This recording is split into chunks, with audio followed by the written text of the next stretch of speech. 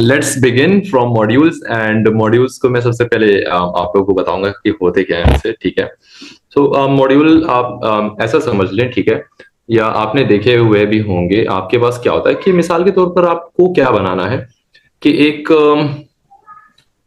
चीज बनानी है, ठीक है। अब वो क्या हो सकती है, हमारे पास गाड़ी हो सकती है, हमारे पास मोटरसाइकिल हो सकता है, आपका कोई प्रोजेक्ट है, सही है, कोई भी चीज हो सकती है, या आप कोड लिख रहे हैं, सही, या आप घर बना रहे हैं। अब ये सारी चीजें जो हैं, दीज रिक्वायर्स मटेरियल, ठीक है। अब जो वो मटेरियल है आपके पास, ठीक है, या तो वो आप ऑन द स्पॉट सारा एक साथ रख लें, ठीक है, और बना दें, या आप ऐसा करें कि वो जो मटेरियल है, सही, वो आपने ऑर्गेनाइज वे में रखा हुआ है अपने पास। जब चाहे आपको जो मटेरियल चाहिए, सही, आप वो उठाकर ला सकते हैं, ठीक है, और आपको वो मालूम भी हो कि कौन सा मटेरियल कहाँ पे पड़ा हुआ है, सही। या आपकी एक लैब है, उसके अंदर आपने सामान रखा हुआ है मुख्तलिफ जगहों पे, सही। तो जब आप चाहें, आपको पता हो कि कौन से सामान की कौन सी जगह है, आपने ऑर्गेनाइज वे में सब कुछ रखा हुआ है, सही। जो टूल्स आपको चाहिए वो आप उठा सकते हैं, सही। अच्छा, तो ये आपके पास मिसाल मॉड्यूल्स की भी इसी तरह से है। यहां पर तो मैंने ऑर्गेनाइजिंग की बात की, ठीक है। उसके अलावा आपके पास क्या हो सकता है कि एक चीज है, आप बिल्कुल स्क्रैच से बिल्ड कर रहे हैं। स्क्रैच से बिल्ड करना क्या होता है कि मिसाल के तौर पर आप घर बना रहे हैं और आपके पास ईंटें नहीं है, बल्कि आप ऑन द स्पॉट ईंटें बना रहे हैं, सही है, उनको सांचे में डाल रहे हैं और वहीं पे पका के उसी से घर वहां पे डायरेक्ट बना रहे हैं। या तो ऐसी बात हो जाएगी, दूसरी बात कि आप क्या करें, ईंटें तैयार ला रहे हैं, सही, कई कई और बन रही है, वहां से इंपोर्ट हो रही है, आ रही है, सही है, और आप यहाँ पे उनसे घर बना रहे हैं, सही। तो इसी तरीके से कौन सी जगह ज्यादा सही होगी कि जहाँ पे सरिया भी एक ही जगह पे बन रहा है, जहाँ पे अभी ये क्या कहते हैं हम, ईंटें भी एक जगह पे बन रही हैं, जहाँ पे सीमेंट भी एक जगह पे बन रहा है, तो सारी इंडस्ट्रीज एक जगह पे आके आपका घर बनता है। ऐसा तो कभी नहीं होता। तो काफी कंफ्यूजन हो जाती है हमारे पास। तो हम क्या करते हैं, हम लोग क्या करते हैं, जो हमारे पास चीजें बनकर आती है उनकी अपनी अपनी जगह होती है, सही है। हम क्या करते हैं, उनसे उनका प्रोडक्ट लेके आते हैं, ठीक है, रेडीमेड, और जो हमें चाहिए होता है उनको इंपोर्ट करा के उनको एक जगह पे स्टोर करके उनसे वो चीजें बना लेते हैं। So that is the simple example of modules, ठीक है। कि आपके पास जिस चीज की आपको जरूरत होती है तो आप वो लेकर आ जाते हैं और उनसे क्रिएशन स्टार्ट कर देते हैं जो आपको चाहिए होता है, सही है। अब इसमें फर्दर मोर हमारे पास क्या हो सकता है कि एक तो क्रिएशन है, आपने इससे स्टार्ट कर दी। दूसरा आपके पास क्या हो सकता है कि बिल्कुल रेडीमेड मॉड्यूल्स होते हैं। सही है, बिल्कुल रेडीमेड मॉड्यूल्स होते हैं आपके पास। तो किस तरीके से, अब हम लोग यहाँ पे कोड लिखेंगे, सही। तो वो कोड इसी की मिसाल होगा कि हमारे पास कुछ फंक्शंस होंगे, सही। उन फंक्शंस को हम मुख्तलिफ जगहों से क्या करेंगे, इंपोर्ट करेंगे या एक जगह पे लिखेंगे। सो क्या होगा हमारे पास कि ऑर्गेनाइज, हम देख लेंगे किस तरह से हमारे पास ऑर्गेनाइज होती हैं चीजें और कौन सी वाली हमारे पास बेस्ट लगती है, ठीक है। सो मॉड्यूल्स हमारे पास काफी इंपॉर्टेंस रखते हैं कोडिंग के अंदर भी और रियल लाइफ के अंदर भी, सही। सो यहाँ पर हम लोग स्टार्ट करने वाले हैं। फर्स्ट ऑफ ऑल, यहाँ पर आप देख सकते हैं मेरे पास सिर्फ एक सिंगल फाइल है, ठीक है। अब सिंगल फाइल जो है, मैं यहाँ पर क्या कर सकता हूँ, मेरे पास मिसाल के तौर पर कुछ फंक्शन है, ठीक है। यहाँ पर मिसाल मैं ऐसी दूंगा कि क्या कर सकते हैं हम, what a good example will be, कि सिंपल स्टार्ट करते हैं हम एक ऐसे फंक्शन से कि जो हमारे पास क्या करेगा, नाम देगा, सही है।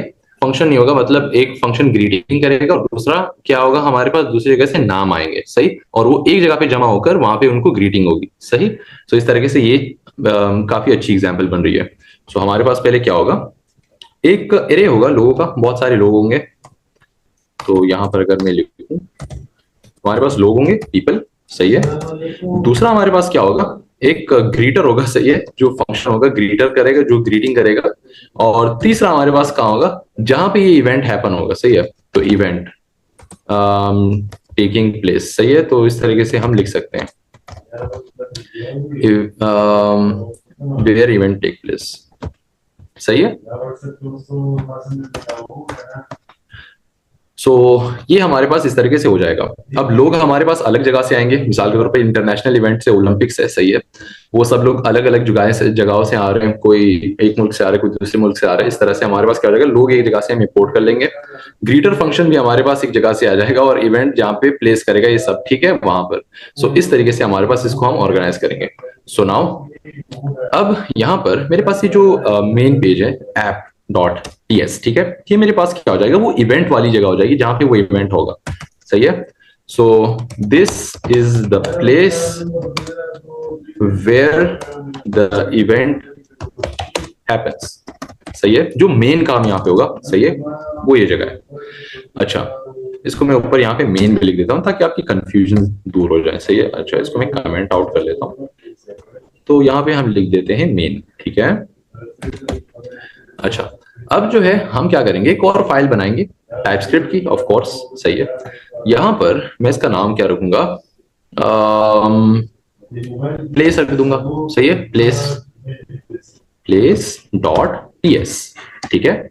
जगह होगी हमारे पास जिस जगह से लोग आएंगे, और इसके अंदर हमारे पास क्या होगा, एक एरे होगा, लेट एरे, सही, ऑफ पीपल, या पीपल कर देते हैं पीपल।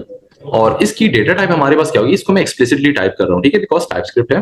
तो हमारे पास स्ट्रिंग हो गया बहुत सारे लोग है, ठीक है, इज इक्वल टू, अब स्क्वायर ब्रैकेट्स, ठीक है, एरे ऑफ पीपल होगा। तो इसमें हमारे पास, मैं यहां से रैंडम लोग उठा लेता हूँ, मेरे पास नामों की थोड़ी सी कमी आ रही है, लेट्स सी। मेरे पास क्या हो जाएगा, बहुत सारे नाम है माशाल्लाह चले, और यहाँ पे मेरे पास रेहान हो गया, ठीक है। एंड मेरे पास सेकंड नेम किसका हो जाएगा, रीबा आ गई है। और उसके अलावा हमारे पास यहाँ पे मोहसिन भाई को कौन बोल सकता है, मोहसिन। एंड यहाँ पे मैं खुद को भी इंक्लूड कर देता हूँ, चलें, और सर यासिर को भी इंक्लूड कर देते हैं, यस, ठीक है। अच्छा, सो यहाँ पर हमारे पास कुछ लोग आ गए हैं, 1 2 3 4 5, ठीक है, 5 लोग काफी हैं अभी फिलहाल के लिए, इस इवेंट के लिए 5 लोग आ रहे हैं। अच्छा, अब जो है ये लोग अपने मुल्क के अंदर ही बैठे हुए हैं, सही है। इनको हमने क्या करना है, एक्सपोर्ट कराना है यहाँ से, कहाँ पे, जहाँ पे इवेंट हो रहा होगा, सही। तो मैं समझाऊंगा, लेकिन अब हमें क्या करना है, जहाँ पे ग्रीटिंग होगी ना, वो वाली जगह भी हमने क्या करनी है, जो ग्रीटिंग मशीन है उसको भी बनाना है, सही है। तो यहाँ पे हमारे पास क्या होगा, ग्रीटर डॉट टीएस, ठीक है। अच्छा, तो यहाँ पे मेरे पास ग्रीटर डॉट टीएस बन गया, और इसके अंदर मेरे पास एक फंक्शन होगा जो सब लोगों को क्या करेगा, सलाम करेगा, सही है। तो यहाँ पर हम एक फंक्शन बना लेते हैं, फंक्शन जिसका टास्क यही होगा कि वो लोगों को क्या करेगा, ग्रीट करेगा। तो ग्रीट, और यहाँ पर round brackets and curly brackets, ठीक है। अब कर्ली ब्रैकेट्स की जो जगह होती है, इसको हम फंक्शन बॉडी बोलते हैं, जहाँ पे वो काम परफॉर्मर होता है, और यहाँ पे क्या होगा, आर्गुमेंट होगा। तो ये आर्गुमेंट लेगा हमारे पास, क्या आर्गुमेंट लेगा, पीपल, सही है। अच्छा, इसकी डेटा टाइप हमारे पास जो है वो क्या होगी, एक हमने क्या बताया था, एरे ऑफ स्ट्रिंग होगी, बहुत सारे लोगों को ये लेगा, सही, पीपल। तो इसका हमारे पास स्ट्रिंग डेटा टाइप हो जाएगी, end of course square bracket से, ये स्ट्रिंग की स्पेलिंग मैंने गलत कर दी है, स्ट्रिंग, ओके, अब सही है। और ये हमारे पास रिटर्न क्या करेगा, लेट्स सी, रिटर्न ये हमारे पास करेगा कि हर एक जो बंदा होगा, सही है, ये उसके नाम को ग्रीट करेगा, ठीक है, बहुत सारे लोग होंगे। सो नाउ इसके अंदर हमें क्या करना पड़ेगा, एक लूप भी चलाना पड़ेगा, आई गेस, ठीक है। सो काफी अच्छा हो जाएगा। सो फॉर हम क्या करेंगे, और लेट पर्सन ऑफ पीपल, सही है। और ये हमारे पास क्या करेगा, उसको ग्रीट करेगा। तो लॉग के, लॉग यहाँ पर कंसोल लॉग इस तरह से, और ये हमें क्या करेगा, यहाँ पे हम बैकटिक लगाएंगे बिकॉज डायनामिक है हमारे पास ये, सही है, हेलो, और डॉलर कर्ली ब्रैकेट्स, सही है, स्ट्रिंग इंटरपोलेशन का मैं यूज कर रहा हूँ यहाँ पे। और इसके अंदर ये किसको ग्रीट करेगा, पर्सन को, हर एक पर्सन को, पीपल में से हर एक पर्सन होता है ना, तो हमारे पास क्या करेगा, इस तरीके से ग्रीट करेगा, सही है। अच्छा, अब जो है मैंने इससे कुछ रिटर्न नहीं कराया, तो इस फंक्शन की डेटा टाइप मेरे पास क्या होगी, इसकी डेटा टाइप मेरे पास वॉइड हो जाएगी, सही है, बिकॉज कुछ रिटर्न नहीं कर रहा, सही है। अच्छा, सो यहाँ पर अब हमारे पास काफी हद तक काम हो गया है। तो जो फंक्शन, जो हमारे पास मशीन है जो लोगों को ग्रीट करेगी, वो हो गया। उसके अलावा हमारे पास क्या हो गया, लोग आ गए, सही है, प्लेसेस से लोग आएंगे। अब हमें क्या करना है कि इसके अंदर आर्गुमेंट पास करना है, लेकिन आर्गुमेंट यहाँ पे तो नहीं होगा बिकॉज इवेंट यहाँ पे नहीं हो रहा। तो हमें क्या करना है, इवेंट वाली जगह पे इस मशीन को एक्सपोर्ट करना पड़ेगा, सही है, जो फंक्शन हमारे पास वहीं पे कॉल होगा। तो यहाँ पर मैं जो ऐप है हमारे पास, अगर मैं इस ऐप का नाम भी बदल दूं यहाँ पे, अगर इसमें इसको इवेंट वाला नाम दे दूं, काफी प्यारा हो जाएगा, सही है, इवेंट डॉट टी एस, सही है। अच्छा, अब हमें क्या करना है, सारी चीजों को एक जगह पे लेकर आना है। सो फर्स्ट ऑफ ऑल यहाँ पर मेरे पास जो प्लेसेस होंगी, प्लेसेस से लोगों को क्या करना है, मुझे एक्सपोर्ट करना है। तो यहाँ पे मैं एक्सपोर्ट कर लेता हूँ और एक्सपोर्ट मेरे पास क्या हो जाएंगे, ये लोग हो जाएंगे। सही, सिंपल। अच्छा, ये वाला जो एक्सपोर्ट मैंने किया है इसको क्या बोलते हैं, इसको नेम्ड एक्सपोर्ट बोलते हैं। सही है, तो यहाँ पे मैं क्या लिख दूंगा, नेम्ड एक्सपोर्ट। ठीक है, ये बात याद रखनी है आपको। ठीक है, जो एक्सपोर्ट का कीवर्ड होता है इसको नेम्ड एक्सपोर्ट बोलते हैं, सिंपल एक्सपोर्ट। अच्छा, अब ये एक्सपोर्ट हो गया ये लोग। ठीक है, अब ये कहाँ पे जा सकते हैं देखते हैं। इनको हमें अभी इंपोर्ट कराना है। सही, इनकी डेस्टिनेशन भी होगी हमारे पास। अच्छा, तो इनको हम इंपोर्ट करा देंगे कहाँ पे, इवेंट वाली जगह पे। सो हम यहाँ पे ऊपर टॉप पे लिखेंगे। हमारे पास अच्छी प्रैक्टिस ये कि इनको हम टॉप पे लिखें, लेकिन यहाँ पे मेरे पास ऊपर टॉपिक्स लिखे हुए हैं मेरे, तो यहाँ पे मैं सिंपली इनको यहाँ पे लिख दूंगा। तो मैं करूंगा इंपोर्ट। ठीक है, और यहाँ पर मुझे किनको इंपोर्ट करना है, पीपल को। सही है, तो मेरे पास पीपल आ जाएंगे। सही। अच्छा, अब जब मैं इस पे क्लिक करूंगा तो बाय डिफॉल्ट ये फिल हो जाएगा और आपको दिखेगा किस तरीके से। सही है, इस तरीके से। तो लोग कहां से आ गए, प्लेसेस से लोग आ गए हमारे पास। सही। अच्छा, अब इसके स्ट्रक्चर को देखें जरा। हमारे पास पहले इंपोर्ट का कीवर्ड आया। सही है, फिर हमारे पास करली ब्रैकेट्स आए। करली ब्रैकेट्स के दरमियान पीपल लिखा हुआ है जो लोग हैं, और फ्रॉम कहां से, डॉट स्लैश प्लेसेस। ठीक है। अच्छा, ये जो डॉट स्लैश प्लेसेस हमारे पास क्या है, इसकी राउट है, कहां से आए हैं ये लोग। तो ये इस फाइल से आए हैं, डॉट स्लैश प्लेसेस से, ये रहा। ठीक है, और यहाँ पे जेएस लिखा हुआ है, तो जेएस का मतलब क्या है कि ये जावास्क्रिप्ट की फाइल रन होगी हमारे पास इस वजह से। अब फिलहाल तो यहाँ पे जावास्क्रिप्ट की फाइल नहीं है, तो इससे कंफ्यूज होने की जरूरत नहीं है, बिकॉज जो एंड हमारे पास रिजल्ट होता है वो जावास्क्रिप्ट की फाइल ही होती है। सही। अच्छा, तो यहाँ पे जो करली ब्रैकेट्स लगे हुए हैं ये हमारे पास नेम्ड एक्सपोर्ट्स के लिए ही लगते हैं। अगर मैं ये करली ब्रैकेट्स हटा दूं, ठीक है, तो हमारे पास क्या होगा, एक प्यारा सा एरर आएगा। तो मैं इसको देख लूं, तो पीपल इज डिक्लेयर्ड। अच्छा, ये तो नॉर्मल है कि ये रीड नहीं हो रहा। सही है, और बाकी हमें क्या दिखा रहा है, बहुत प्यारा सा एरर दिखा रहा है। क्या कह रहा है, मॉड्यूल इस जगह पर हैज नो डिफॉल्ट एक्सपोर्ट। सही है, कह रहे हैं इसका डिफॉल्ट एक्सपोर्ट नहीं है। अब डिफॉल्ट एक्सपोर्ट क्या होता है वो भी हम अभी पढ़ेंगे थोड़ी देर में। Did you mean to use import curly brackets people from this place, ये हमारी सारी डायरेक्टरी दिखा रहा है। तो हमें क्या कह रहा है कि जो नेम्ड एक्सपोर्ट होता है इसको आप क्या किया करें, करली ब्रैकेट्स के अंदर बंद किया करें। तो हम कहेंगे ओके, ये हमारे पास क्या है, इसी तरीके से होगा। अब लोग भी आ गए। अब हमें क्या करना है, वो मशीन जो है जो ग्रीटिंग करेगी लोगों को, बिकॉज अगर एक बंदा हम खड़ा कर दें और ओलंपिक्स हो रहा है तो हर किसी को सलाम करते करते वो उसने तो विशाल कर जाना है। ठीक है, तो हम लोग क्या करेंगे, एक मशीन ही लगा देंगे जो सबको ग्रीटिंग करेगी। तो यहाँ पे इसको भी एक्सपोर्ट कर देंगे भाई। ये मशीन भी हमारे पास एक्सपोर्ट हो गई यहाँ से, और इस मशीन को हमें कहाँ करना है, इंपोर्ट यहाँ पे इवेंट वाली जगह पर, और इसको भी हम यहाँ पे इंपोर्ट कर देंगे। ठीक है, तो यहाँ पे मेरे पास इंपोर्ट हो जाएगी। और ये अब हम यहाँ पे मैं खुद से लिखूंगा करली ब्रैकेट्स, और इसके अंदर मुझे क्या लिखना है, उस फंक्शन का नाम क्या था, ग्रीटर। सही है, ग्रीट नाम था उसका वैसे। अच्छा, ग्रीट फ्रॉम, और बाकी इसने खुद फुलफिल कर लिया। कहां से, ग्रीटर डॉट जेएस से इस फाइल का नाम ले लिया इसने। अच्छा, अब हमारे पास मशीन भी आ गए और लोग भी आ गए। अब इवेंट होने वाला है तो इनको प्लेस करना है एक जगह पे। सही है, ताकि हमारे पास प्रोसेस स्टार्ट हो जाए। तो क्या करना है, जो हमारे पास हमारा फंक्शन है ये रहा। ठीक है, कहाँ गया, सॉरी, ये रहा। इस फंक्शन को मैं यहाँ पे कॉल कर देता हूँ, तो ग्रीट। ठीक है, और राउंड ब्रैकेट्स। अब इसको क्या चाहिए, ये एक्सपेक्ट कर रहा है कि मुझे लोग दो, एक आर्गुमेंट एक्सपेक्ट कर रहा है। सही है, एरे एक्सपेक्ट कर रहा है। तो इसके अंदर हम क्या करेंगे, पीपल डाल देंगे। अब हमने इसको पीपल दे दिया। सही, तो ये फंक्शन खुश हो गया, कहेगा मैं सलाम करने लग जाता हूं। ठीक है। अच्छा, अब यहां पर हमें कौन सी फाइल को रन करना होगा, ठीक है, जहां पे इवेंट हो रहा है। ठीक है, सो कंट्रोल जे, टर्मिनल खुल गया मेरा, और यहां पर मैं लिखूंगा TSC टाइपस्क्रिप्ट कंपाइलर। ठीक है, एंड फॉर डबल कमांड। ठीक है, दो कमांड एक साथ रन करने मुझे, नोड, एंड फिर हम लिखेंगे कहां पे, इवेंट डॉट जेएस। ठीक है, जावास्क्रिप्ट की फाइल को रन करना है। अब हम देखेंगे हमारे पास क्या होता है। तो जितने भी हमारे पास हमारे लोग आए थे इवेंट वाली जगह पे, मशीन ने सबको क्या कर दिया, सलाम कर दिया। अब लोग भी पहुंच गए, मशीन भी पहुंच गई, और सबको सलाम भी हो गया। तो मतलब इवेंट में सब खुश हो गए, सही, हैप्पी हैप्पी हो गए। तो अब हमारे पास क्या हो गया, हमारे पास जो इंपोर्टिंग थी वो भी हो गई, और जो लोग थे उनको सलाम भी हो गया, हमारे पास जो काम था वो भी हो गया। सो नाउ अब हमारे पास जो है यहाँ पे क्या हो गया, एक्सपोर्ट हो गया है। सही। अच्छा, अब हमें क्या करना है कि एक्सपोर्ट के भी हमारे पास कई किस्म होते हैं। सही है, और इंपोर्ट के भी, लाइक एक्सपोर्ट कर रहे हैं तो इंपोर्ट भी करना है उसको।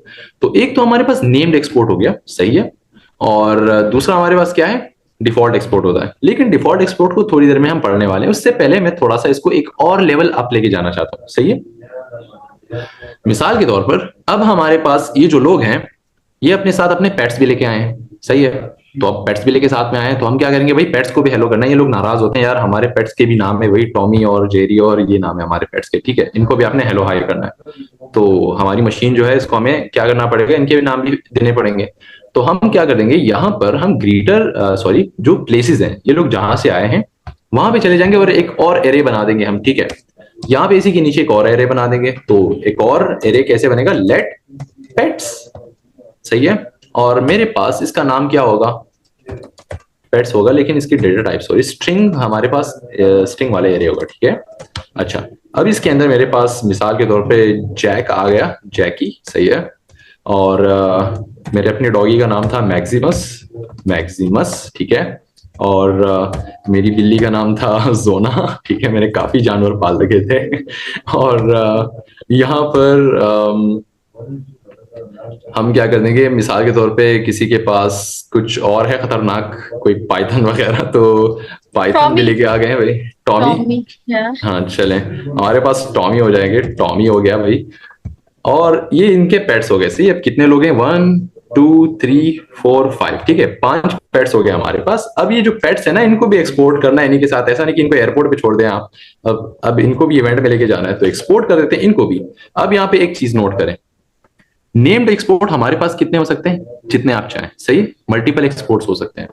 सो named exports can be as many as you want, सही।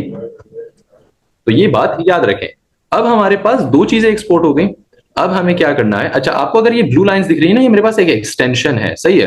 तो ये एक्सटेंशन क्या कहती है, ये स्पेलिंग चेक करती है। अगर मैं प्रोग्रामिंग में कोई मिस्टेक कर दूं ना, तो वो मेरी स्पेलिंग चेक करती है, तो इससे आप कंफ्यूज ना हो। I should disable this for now, I guess. अगर मैं इसको यहाँ पे, ये रहा, तो मैं इसको क्या कर देता हूँ, डिसेबल कर देता हूँ, सही है। अच्छा, ताकि आप लोगों को कंफ्यूजन ना हो, ऐसा ना बोले कि सर एरर, एरर पे एरर किए जा रहे हैं, हमें बता नहीं रहे, सही। अब सही है। सो यहाँ पर अब हमारे पास क्या हो गया, इनके जो पेट्स हैं,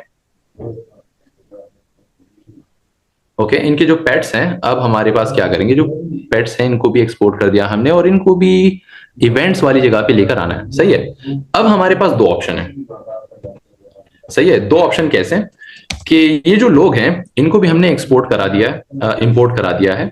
अब इनके पेट्स जो हैं उनको भी इंपोर्ट करा देते हैं। तो एक तरीका तो ये है इंपोर्ट, और इनके जो पेट्स हैं वो भी हम लेके आ गए। सो आप देखें हमारे पास पेट्स भी आ गए हैं, ठीक है। अच्छा, अब हमें क्या करना है कि आप देखें, कोड की रीडेबिलिटी थोड़ी सी हमारे पास क्या हो रही है, डिस्टर्ब हो रही है। और ये दोनों एक ही जगह से आ रहे हैं, तो इनको अलग अलग क्यों लिखना है, ठीक है। एक ही जहाज के अंदर बिठा देते हैं इनको। तो यहां से मेरे जो पेट्स है इसको मैं उठा लेता हूं, और ऊपर जो मेरे पास सेम एक्सपोर्ट है, इसके अंदर मैं सिर्फ कॉमा लगा के इनके पेट्स के नाम भी लिख देता हूं, ठीक है। तो मेरे पास क्या हो गया, दो चीजें एक ही फाइल से जब आ रही होती है उनको हम इस तरह से लिख सकते हैं इन वन लाइन, ठीक है। तो ये भी हमारे पास आ गए। अच्छा, अब हमारे पास ये जो आर्गुमेंट है ये 1 एक्सपेक्ट करता है, और इसको हमने अगर 2 आर्गुमेंट दे दिए तो ये क्या करेगा, एरर देगा हमें, ठीक है। तो अगर मैं यहाँ पे पेट्स भी लिख दूं, ठीक है, हमारे पास क्या करेगा, एरर देगा, बिकॉज हमने इसको क्या दिए हैं, 2 आर्गुमेंट पास कर दिए हैं, तो ये एक्सेप्ट नहीं करेगा, ठीक है। सो अब हमें क्या करना है, इसको भी मैनेज करना होगा। सो फॉर नाउ अब मैं यहाँ पर क्या कर लेता हूँ, मुझे तो इंपोर्ट समझाना था, लेकिन एनीवे इसको सिंपल रखते हैं, चलें। इवेंट वाली जगह पे मैं सिर्फ यही दिखाना चाह रहा था कि पेट्स भी आ गए, ठीक है। अब यहाँ पे आप क्या कर सकते हैं, फंक्शन के अंदर जो आपके पास ग्रीटर फंक्शन है, अगर मैं यहाँ पे आ जाऊं, इसके अंदर आप मॉडिफाई कर सकते हैं। इस एक एरे के बजाय इसको क्या कर सकते हैं, आप 2 एरे कर सकते हैं, ठीक है। सो इसको 2 एरे बना सकते हैं, और उन 2 एरेस के ऊपर आप इटरेशन कर सकते हैं, सही। सो इस तरीके से हम कर देंगे। सो नाउ जो है मैंने सिर्फ बता दी कि हमारे पास क्या हो गए, पेट्स भी आ गए हैं। अच्छा, अब हम क्या कर सकते हैं कि जो हमारे पास ग्रीटर फंक्शन है, ठीक है, ग्रीट फंक्शन है, इसको गौर से देखें, ठीक है। ये हमारे पास इस फाइल के अंदर कितना है, एक ही है, और ये क्या है, मेन फंक्शन है, सही। तो जिस फाइल के अंदर हमारे पास एक मेन फंक्शन होता है, उस मेन फंक्शन के अंदर फिर बाकी अगर जितना भी सामान हो, ठीक है, वो हमारे पास क्या होता है, वो उसके अंदर रहता है। उसको आप इंडिविजुअली एक्सपोर्ट कर सकते हैं, नेम्ड एक्सपोर्ट कर सकते हैं, लेकिन जो मेन फंक्शन होते हैं ना, जो हीरो होता है, तो उसको हम क्या करते हैं, डिफॉल्ट एक्सपोर्ट करते हैं, सही है। तो एक्सपोर्ट मैं यहाँ पे अगर लिख दूं डिफॉल्ट, ठीक है, तो मेरे पास क्या हो जाएगा, ये डिफॉल्ट एक्सपोर्ट हो जाएगा, सही। तो अब डिफॉल्ट एक्सपोर्ट से क्या होता है आप कहेंगे, डिफॉल्ट एक्सपोर्ट हमारे पास like it is a special thing, कहानी का जो हीरो होता है ना, लाइक मेन चीज जो हमारे पास होती है वो डिफॉल्ट एक्सपोर्ट कहलाती है, सही। ताकि हमें पता चले कि जो चीज आम है, जो खास है थोड़ा सा, और उसके अलावा इसके साथ थोड़े से बेनिफिट्स भी आते हैं।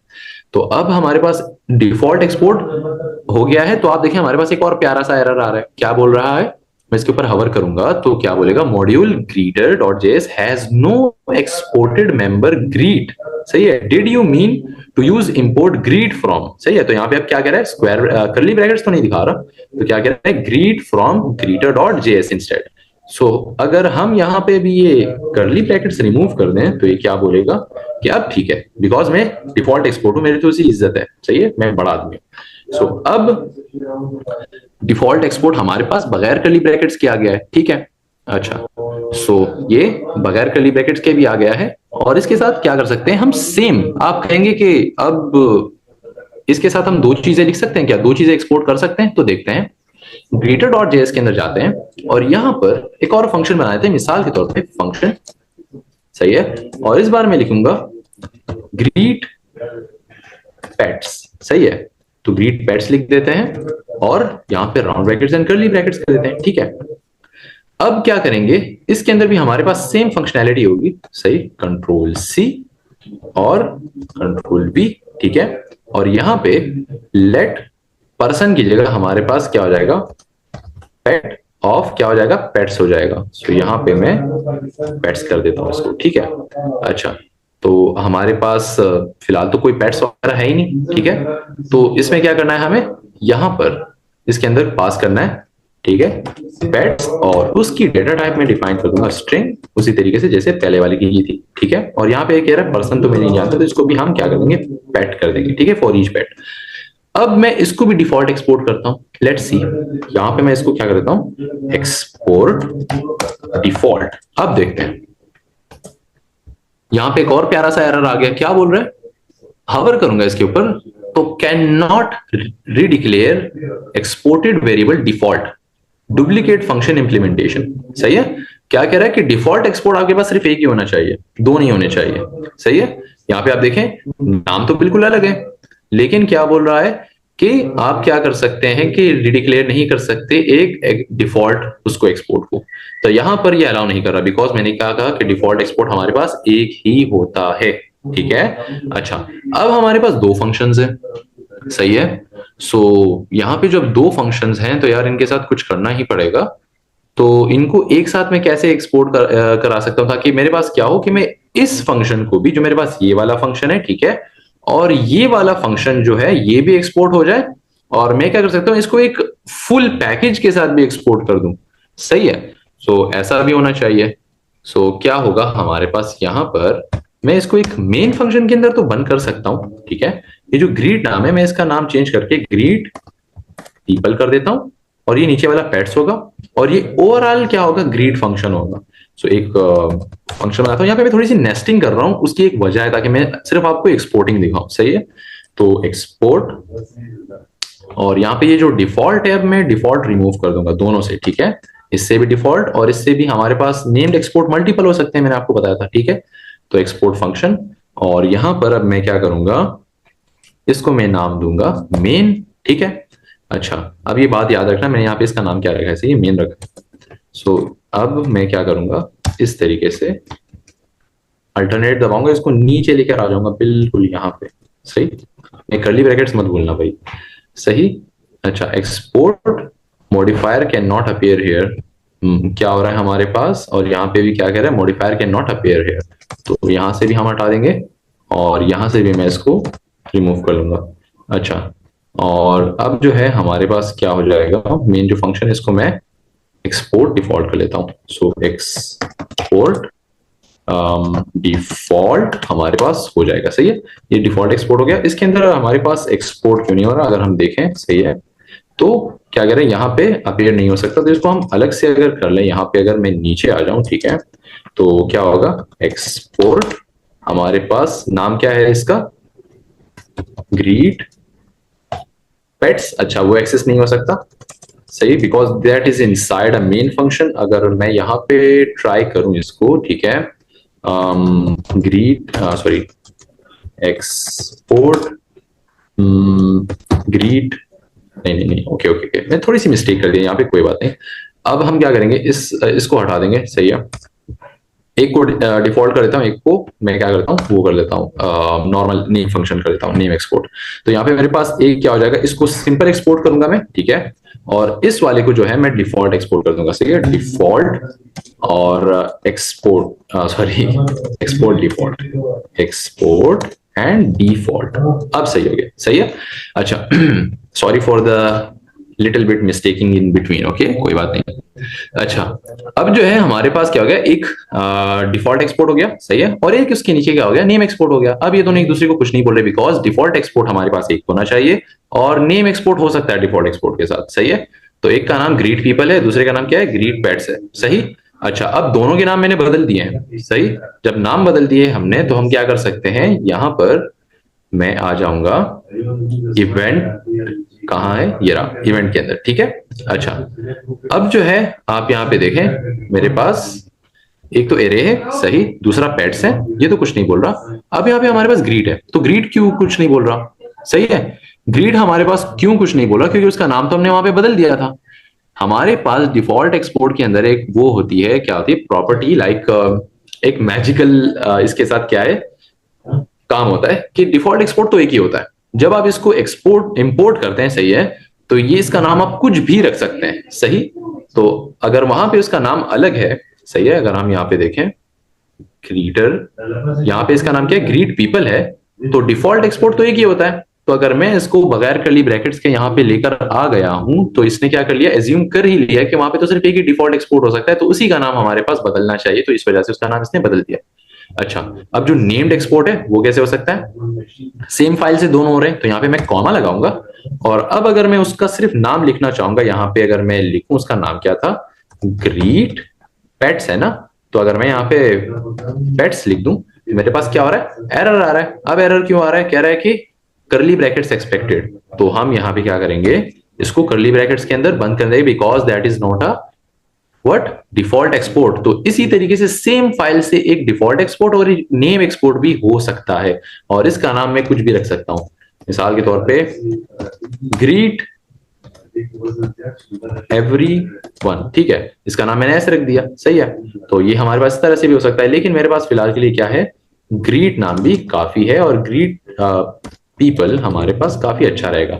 अब जब मैंने इसका नाम बदल दिया, तो आप देखेंगे मेरे पास क्या हो रहा है, ये नाम गलत हो गया, कह रहा है कि नॉट फाइंड ग्रीट, तो इसका नाम हमें क्या करना पड़ेगा, ग्रीट पीपल करना पड़ेगा। तो ग्रीट पीपल, ठीक है, तब हमारे पास क्या करेगा, ये काम करेगा। और ग्रीट पेट्स वाला भी हम यहाँ पे कॉल करा सकते हैं, ताकि वो क्या करे यार, पेट्स को ग्रीटिंग करे, पेट्स को भी थोड़ी सी इज्जत मिलनी चाहिए। और हमारे यहाँ पे क्या है, मैं यहाँ पे पेट्स लिख दूंगा, ठीक है। अब वो लोग कह रहे हैं कि आप हमारे पेट्स को पेट्स नहीं बुला सकते, सही है, ये हम बुरा मान जाते हैं। तो हम बोलेंगे यार अब इनके साथ क्या करें, हम यहाँ पे पेट्स को पेट नहीं बुला सकते, तो क्या करते हैं, इसका भी नाम बदल देते हैं। तो यहां पर नेम्ड एक्सपोर्ट का नाम बदलने हम कैसे कर सकते हैं, यहां पे हम लिखेंगे कि हम बुलाएंगे पेट्स को एज कंपेनियंस, ठीक है। तो अब वो लोग खुश हो गए कि यार हाँ, हमारे पेट्स का नाम आप पेट ना बोले उसको, हमें बुरा लगता है, इसको कंपेनियन बोले, हमारे कंपेनियंस है, तो हम उनको कंपेनियंस बोल देंगे, ठीक है। तो ऐसे हमारे पास क्या होता है, जो नेम्ड एक्सपोर्ट होता है उसको हम एज कीवर्ड की मदद से करते हैं, और इसको हम असर्शन बोलते हैं, सही है। तो असर्शन जो हमारे पास होती है, ये नेमिंग के लिए यहाँ पे हो रही है, और पिछली बार जब हमने पढ़ा था वो क्या हो रही थी, टाइप के लिए हो रही थी, अगर हमने पढ़ा था तो टाइप के लिए भी असर्शन होती है, और यहाँ पे क्या है, नेम के लिए असर्शन हो गई। तो नेम्ड एक्सपोर्ट के लिए हमें एस कीवर्ड की मदद की पड़ती है, ठीक है, लेकिन डिफॉल्ट एक्सपोर्ट के लिए हमें जरूरत नहीं पड़ती, उसका डायरेक्टली हम नाम बदल देते हैं, बिकॉज नेम्ड एक्सपोर्ट बहुत सारे हो सकते हैं, हमारे पास कंफ्यूजन हो सकती है, और हमारे पास डिफॉल्ट एक्सपोर्ट एक ही होता है। सो अब अगर मैं यहाँ पे दोनों को रन करूं और देखूं कि हमारे पास क्या हो रहा है, देखें तो क्या हो गया, पहले तो हमारे नाम आ गए, ठीक है, यहां तक, फिर उसके बाद जैकी और ये सब आ गए, सही है। तो अच्छा, इसके बीच में थोड़ा सा हमें क्या करना है, इसके बीच में यहाँ पे मैं अगर कंसोल लॉग कर दूं, लॉग, और इसके बीच में अगर मैं थोड़ा सा इसको वो कर दूं, लाइक सेपरेशन डाल दूं, ठीक है, तो आप सही होगा। अगर हम देखें शिफ्ट अल्टरनेट डाउन एरो 2 कर लेता हूं, एंड अब हमें थोड़ा सा डिफरेंस भी पता चलेगा कि हमारे पास गेस्ट कौन है, उनके कंपेनियन कौन है, ठीक है।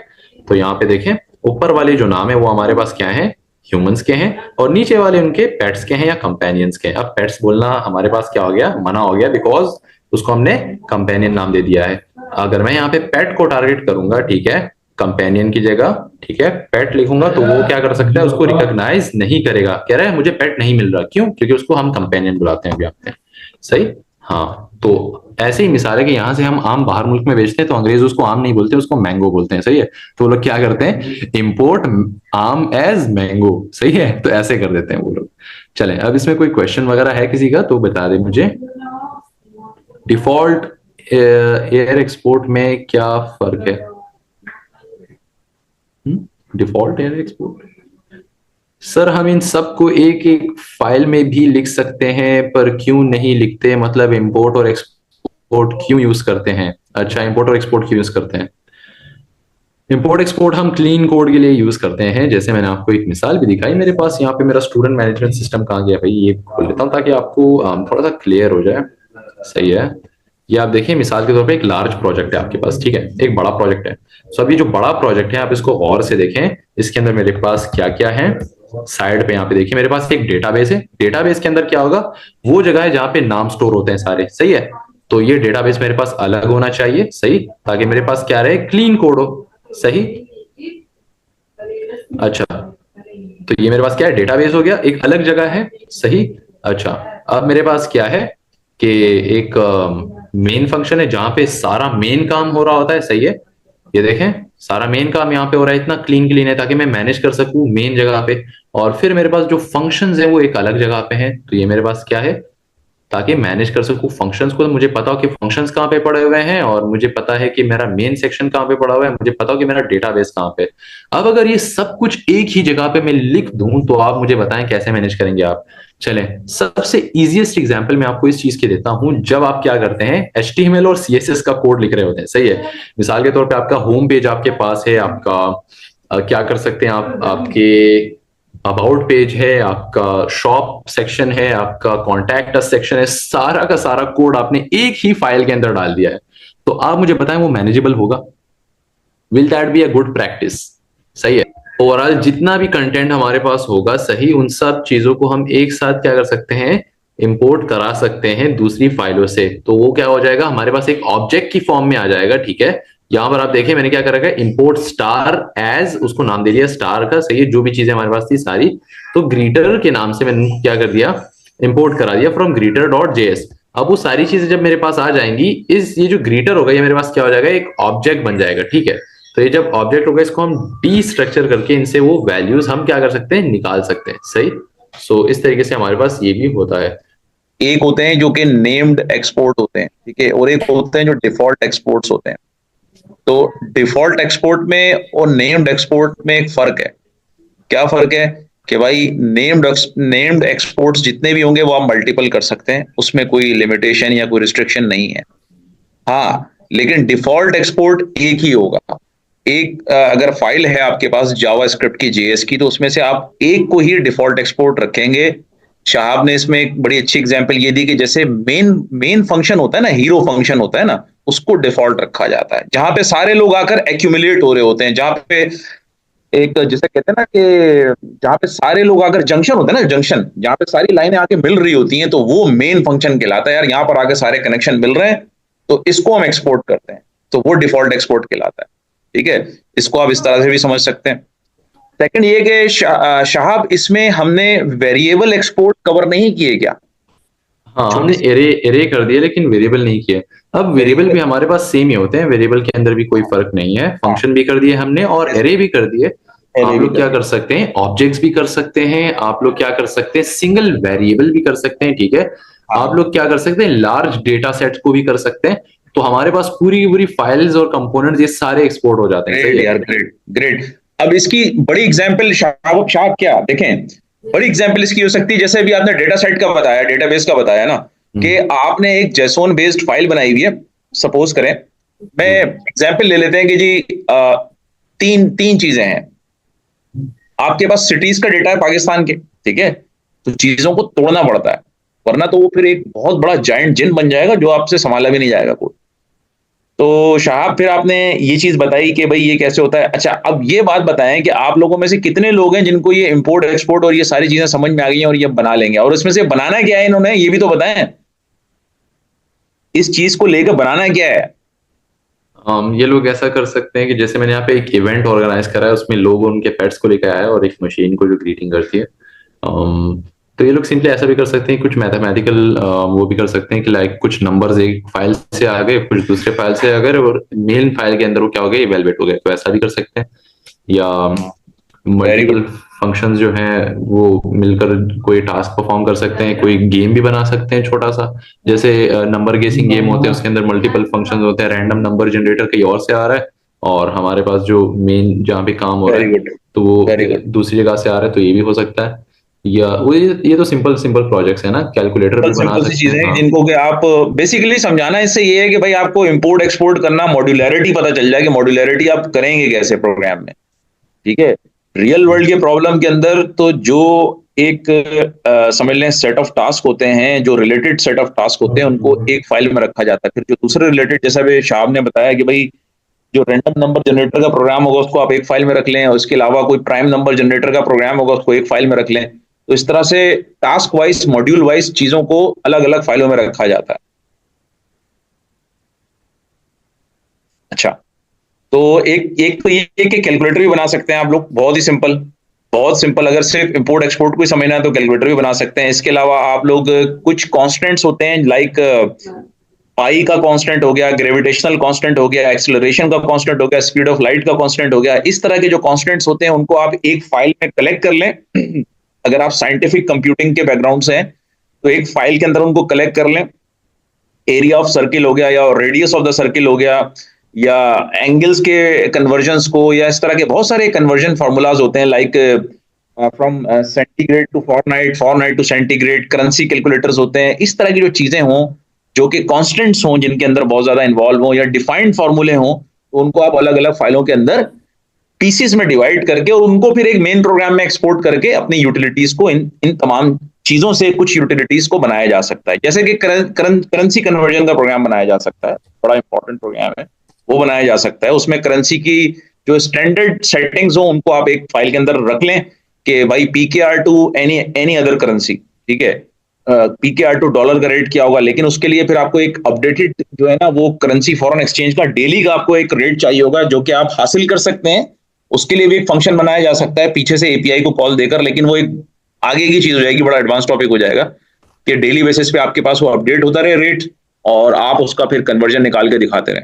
ये एक तो ये भी हो सकता है। ये डिफरेंट आइडियाज आपको दे रहे इसलिए हैं ताकि आपके माइंड में ये चीजें आ जाएं कि हाँ यार ये चीजें बनाई जा सकती हैं और इससे ये काम लिया जा सकता है। आप लोगों ने अभी तक जो भी प्रोग्रामिंग की है उसमें जब भी मॉड्यूलैरिटी को इंट्रोड्यूस कराना पड़ा, कोड को सेग्रीगेट करना पड़ा, कोड को डिवाइड करना पड़ा चंक्स में, फाइल्स के अंदर, या सेपरेशन करनी पड़ी कोड में फंक्शनैलिटी की, तो आपने की फंक्शंस के थ्रू। भाई आपने क्या किया कि अगर आपको कैलकुलेटर बनाने का प्रोग्राम मिला तो आपने आपको ये कहा गया कि भाई जितने भी कैलकुलेटर में ऑपरेशंस होते हैं, जितने भी फंक्शंस होते हैं, जैसे कि एडिशन का फंक्शन होता है, मल्टीप्लिकेशन का फंक्शन होता है, सब्ट्रैक्शन का फंक्शन होता है, ठीक है, डिवीजन का फंक्शन होता है, पावर को कैलकुलेट करने का फंक्शन होता है। आपको ये कहा गया भाई ये हर फंक्शन जो है ना, आप इसका एक फंक्शन बना लें, हर टास्क का एक फंक्शन बना लें। बस ये जो चीज है ना, ये इससे क्या हो जाएगा, आपका कोड बेहतर भी हो जाएगा और कोड के अंदर थोड़ी सी मॉड्यूलैरिटी इंट्रोड्यूस हो जाएगी, और वो थोड़ा सा मॉड्यूल वाइज ऐसा लगेगा कि हाँ यार, एडिशन का अगर कोड है तो उसको एक सेपरेट फंक्शन में रखा हुआ है, मल्टीप्लीकेशन का कोड है तो उसको सेपरेट फंक्शन में रखा हुआ है, डिवीजन का कोड है तो उसको सेपरेट फंक्शन में रखा हुआ है। तो ये है कि फंक्शनल डिकम्पोजिशन हुई हुई है, आपके प्रोग्राम की फंक्शनल डिकम्पोजिशन हुई हुई है। आप फंक्शंस की सूरत में सोच रहे हैं क्या, हाँ यार मेरे को कोई भी टास्क मिलेगा तो मैं ये सोचूंगा फंक्शन क्या क्या है इसमें, बस यहां तक आपने सोचा और अपना प्रोग्राम बना दिया, फंक्शंस लिख दिए, बस काम खत्म। ये वो थिंकिंग और थॉट प्रोसेस था जो आपका अभी तक डेवलप था, ठीक है। अभी तक आप यही सोचते हुए आए, यही डेवलपमेंट करते आए, और यही सोच सोच के आपने अभी तक टाइप स्क्रिप्ट में प्रोग्राम्स बनाए और सारी चीजें कही। लेकिन एक दुनिया और भी है मेरे भाई, एक दुनिया और भी है प्रोग्राम्स को बनाने की, प्रोग्राम्स को मैनेज करने की, प्रोग्राम्स को डेवलप करने की। एक नई थॉट और भी है, एक नई दुनिया और भी है, और भी तरीकों से प्रोग्राम को डेवलप किया जा सकता है, ठीक है। हम जिस तरीके की तरफ जा रहे हैं उसको कहते हैं ऑब्जेक्ट ओरिएंटेड प्रोग्रामिंग। क्या कहा जाता है? Object oriented programming. क्या जरूरत पड़ गई थी कि हम ऑब्जेक्ट ओरिएंटेड प्रोग्रामिंग की तरफ आते? भाई हम फंक्शनल डिकम्पोजिशन की तरफ जाते हैं, जहां जहां पर अब जहां तक हम अभी अभी पहुंचे हैं और हम फंक्शंस की फॉर्म में सोचते हैं, हमें कोई भी प्रॉब्लम स्टेटमेंट मिलता है कि यार एटीएम है, उसके उसकी फंक्शनैलिटी बनानी है, तो हम क्या करते हैं, फटाफट एटीएम के फंक्शन बना देते हैं। ठीक है, अगर हमें मिलता है कि भाई ये जो है ना, आपने क्या कहते हैं, कैलकुलेटर के फंक्शन बनाने, तो कैलकुलेटर बना देते हैं। तो ये सारे काम हम क्या कर रहे थे, फंक्शनली डिकम्पोज कर रहे हैं प्रॉब्लम को। लेकिन प्रॉब्लम इस तरीके से बनाने में आप एक लेवल तक सॉफ्टवेयर सिस्टम्स तो बना सकते हैं, एक लेवल तक एक स्मॉलर स्केल के सॉफ्टवेयर सिस्टम तो बना सकते हैं, लेकिन लार्जर स्केल के, ठीक है, एंटरप्राइज लेवल के आप सॉफ्टवेयर सिस्टम्स इसमें बनाने में बहुत प्रॉब्लम्स आती थी। ठीक है, इंटीग्रेशन के मसले मसाइल आते थे, बनाने के मसले मसाइल आते थे, फिर एक कॉमन ग्राउंड नहीं था तमाम प्रोग्रामिंग लैंग्वेजेस में, एक कॉमन ग्राउंड नहीं था इसको क्या कहते हैं, कम्युनिकेट करने का फंक्शंस को। ठीक है, कोई प्रोग्रामिंग लैंग्वेज या कोई कोडर किसी और सूरत में जो है ना सोच के फंक्शन बना रहा होता था, कोई प्रोग्रामर, कोई डेवलपर जो है ना किसी और फॉर्म के अंदर फंक्शन बना रहा होता था, तो कोई स्टैंडर्डाइजेशन नहीं थी। जिससे क्या प्रॉब्लम आया लोगों को, एक तो कम्युनिकेशन गैप आए, उन कम्युनिकेशन गैप की वजह से जो क्लाइंट रिक्वायरमेंट आपको देता था, वो आप सुनते कुछ थे, बनाते कुछ थे, डिलीवर कुछ करते थे। तो ये एक बहुत बड़ा इशू था जो कि सॉफ्टवेयर डेवलपमेंट के अंदर फेस करना पड़ता था लोगों को पहले। ऑब्जेक्ट ओरिएंटेड से पहले की बात कर रहा हूं, अभी भी ये होता है, लेकिन ऑब्जेक्ट ओरिएंटेड से पहले ये बहुत ज्यादा था। अच्छा भाई, फिर क्या हुआ? फिर क्या हुआ कि उन्होंने बोला कि यार ये ह्यूमंस जो हैं ये क्यों ऐसा करते हैं कि जो चीज इनको बताई जाती है उससे डिफर चीज बनाते हैं। तो दो चीजें सामने आई। नंबर वन ये सामने आया कि भाई जो प्रॉब्लम स्टेटमेंट आप बनाते हो, लोगों की अंडरस्टैंडिंग हर बंदे की उसकी डिफरेंट होती है। वो कुछ और अंडरस्टैंड करता है, आप तीसरे बंदे को दिखाते हो वो कुछ और अंडरस्टैंड करता है, चौथा बंदे को दिखाते हो वो कुछ और अंडरस्टैंड करता है, और एंड में चीज कुछ और बनती है जो कि क्लाइंट की रिक्वायरमेंट ही नहीं होती। ये एक जो नई चीज हमारे पास आएगी ना, जो हमें एक और जिसे कह लें कि चीज समझाई जाएगी, वो object oriented analysis and design. ये चीज हम पढ़ेंगे साथ साथ। ठीक है, ये थ्योरी है ऑब्जेक्ट ओरिएंटेड प्रोग्रामिंग की। अगर आपको ये थ्योरी समझ में आ जाती है और आपको पर्पस पता चल जाता है ऑब्जेक्ट ओरिएंटेड प्रोग्रामिंग का, तो आप यकीन करें कोई और काम नहीं करेंगे, बोलेंगे मैंने सिर्फ प्रोग्रामिंग ही ऑब्जेक्ट ओरिएंटेड में करनी है, मैं और कोई प्रोग्रामिंग करता ही नहीं हूं। इसके इतने बेनिफिट हैं, इसके इतने फायदे हैं, इसने वो कुछ प्रोग्रामिंग लैंग्वेजेस को दिया है ना ऑब्जेक्ट ओरिएंटेशन ने, कि आपकी सोच है कि आप अब ऑब्जेक्ट ओरिएंटेशन की वजह से लार्जर और बहुत ही एंटरप्राइज लेवल के सॉफ्टवेयर बना सकते हैं, बड़े कॉम्प्लेक्स सिस्टम्स बना सकते हैं इंतहाई सिंप्लीफाइड फॉर्म में, जिसमें क्लाइंट और डेवलपर, सॉफ्टवेयर डेवलपर, और वो बंदा जो कि प्रोजेक्ट मैनेजर है या वो बंदा जो कि प्रोजेक्ट की एनालिसिस कर रहा है, इन चारों के दरमियान कम्युनिकेशन गैप को खत्म किया गया, क्योंकि इन चारों की मिसअंडरस्टैंडिंग की वजह से वो सॉफ्टवेयर डेवलप नहीं हो पाता था जो क्लाइंट या कस्टमर की रिक्वायरमेंट होती थी।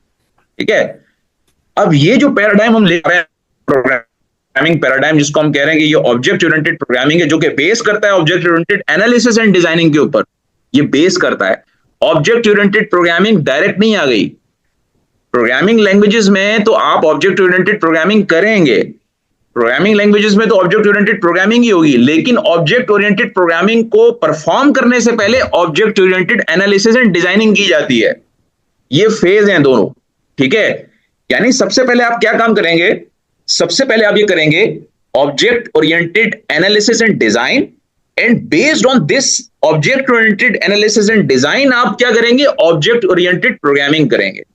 ठीक है, तो नीचे क्या होगी आपकी, ऑब्जेक्ट ओरिएंटेड एनालिसिस होगी एंड डिजाइनिंग होगी। पहले तो वो आप ऑब्जेक्ट्स बनाएंगे, आइडेंटिफाई करेंगे, उनके एट्रीब्यूट्स आइडेंटिफाई करेंगे, उनके नाम आइडेंटिफाई करेंगे अपने सिस्टम के अंदर, फिर उन ऑब्जेक्ट्स को डिजाइन करेंगे, उनकी क्लासेस को डिजाइन करेंगे, उनके दरमियान रिलेशनशिप्स बनाएंगे, एंड जब ये चीजें हो जाएंगी फाइनलाइज, देन आप फाइनली अपने सिस्टम में इंप्लीमेंटेशन स्टार्ट करेंगे। चाहे आप टाइपस्क्रिप्ट के अंदर काम करते हैं, प्रोग्रामिंग करते हैं, चाहे आप जावा के अंदर प्रोग्रामिंग करते हैं, चाहे आप नेक्स्ट जेएस के अंदर प्रोग्रामिंग करते हैं, आप चाहे किसी भी प्रोग्रामिंग लैंग्वेज में प्रोग्रामिंग करते हैं, उस इस फेज के बाद object oriented analysis and designing के फेज के बाद आप ऑब्जेक्ट ओरिएंटेड प्रोग्रामिंग करेंगे, क्लासेस बनाएंगे और काम करना स्टार्ट करें। अब इसका बेनिफिट क्या होता है, पहले तो इसका प्रॉब्लम समझ लेंगे, इंट्रोड्यूस क्यों कराई, इसका पहले प्रॉब्लम समझेंगे, क्या क्या चक्कर क्या था। देखें, इससे पहले जो फंक्शनल डिजाइन थे, प्रोग्रामिंग होती थी जो अभी तक आप करते आए, उसके अंदर होता क्या था, उसके अंदर कुछ इस तरह की चाहिए, ये सब लफ्जों में एक्सप्लेन किया है, कहीं पे कोई डायग्राम नहीं है, कोई विजुअल्स नहीं है, कोई क्लास नहीं है, कोई ऑब्जेक्ट नहीं है, कस्टमर ने ये एक्सप्लेन किया आपको कि भाई ये चाहिए। जो प्रोजेक्ट मैनेजर था या प्रोजेक्ट लीडर था वो ये समझा कि यार ये शायद कस्टमर ने ना ये कह रहा है, ये बनाना है। समझिएगा इस चीज को, क्योंकि ये बेस बनेगी आपकी आगे। ये प्रॉब्लम को समझेंगे तो समझ आएगा कि यार जरूरत क्यों पड़ी है इस प्रोग्रामिंग लैंग्वेज को बनाने की, ऑब्जेक्ट ओरिएंटेड। क्या हम लोगों को भाई हमारे फंक्शंस में काम, तो ये ड्रॉबैक्स थे फंक्शंस के, फंक्शंस में बात हो रही थी।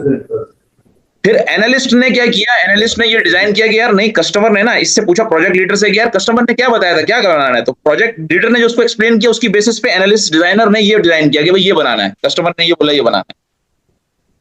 फिर एनालिस्ट ने जो प्रोग्रामर को एक्सप्लेन किया कि यार भाई प्रोग्रामर, आपने ना ये बोला है, उसने कस्टमर ने कि ये बनाना है तो आप ये बना दो, तो प्रोग्रामर ने ये कोड राइटिंग कर दी फंक्शन बनाकर, और वो ये बन गई चीज।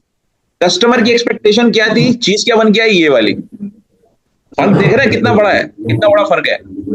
और जो कंसल्टेंट था, जो बिजनेस कंसल्टेंट हायर किया था इन चारों को आपस में कोऑर्डिनेट कराने के लिए, उसने ये समझाया था कि ये बनाना है, उसको भी क्लियर नहीं था।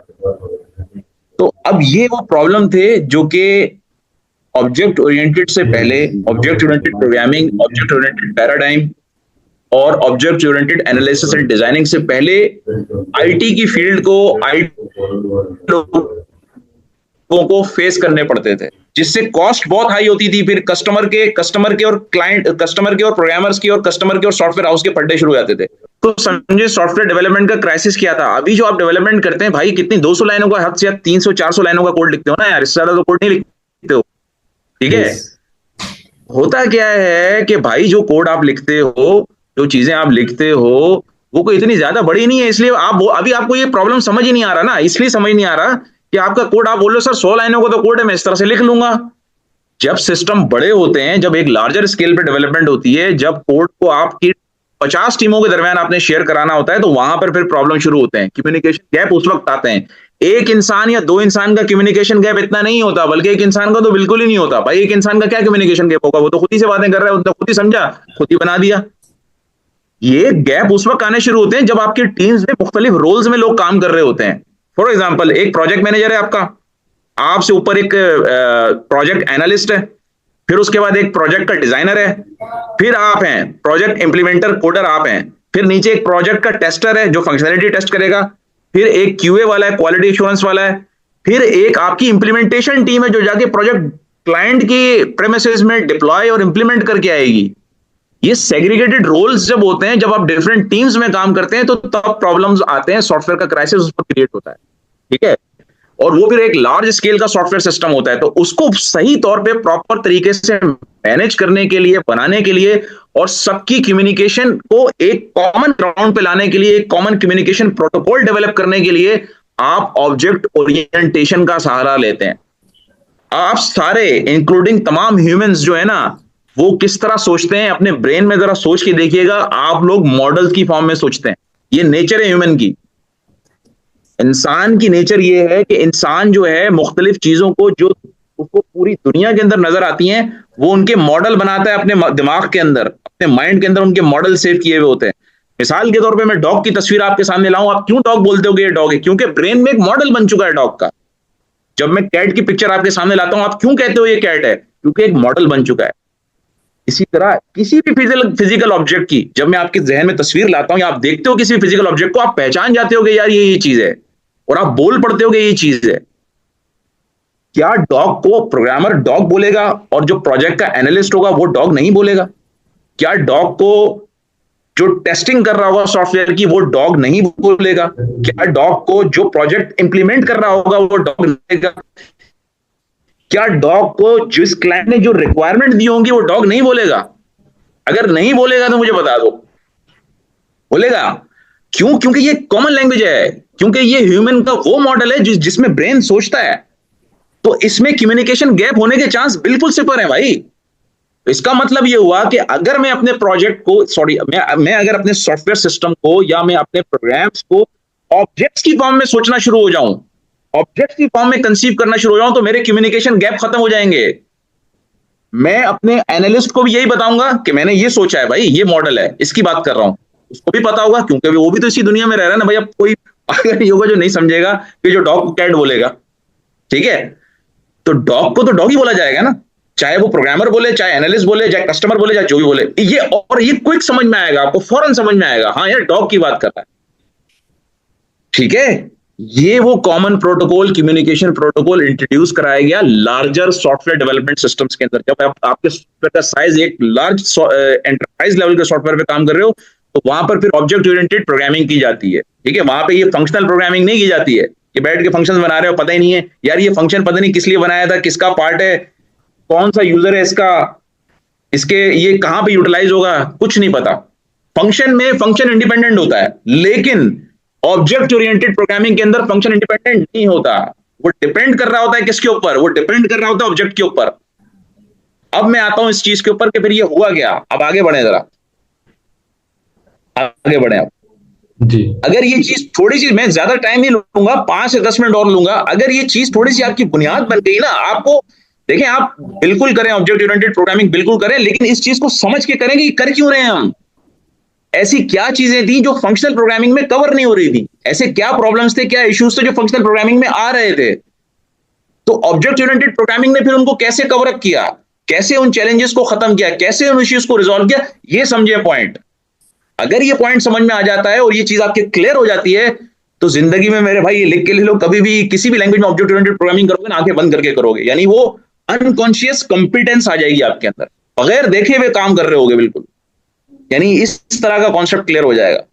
और वो कैसे होगा अभी देखें, हम आगे चलते हैं, एक सेकंड रुकिएगा। अब ये देखें, अब क्या किया मैंने, क्लाइंट से क्या कहा, मैंने ये क्लाइंट से कहा कि मेरे भाई ये चीज जो है ना, ये जो भी चीज तुम कर रहे हो ना, ये इस सिनेरियो को मुझे लिख के मत दो, इस तरह से बना के दे दो, जो तुम्हारे माइंड के अंदर है उसको जरा मैप कर दो। तो उसने मैप कैसे किया?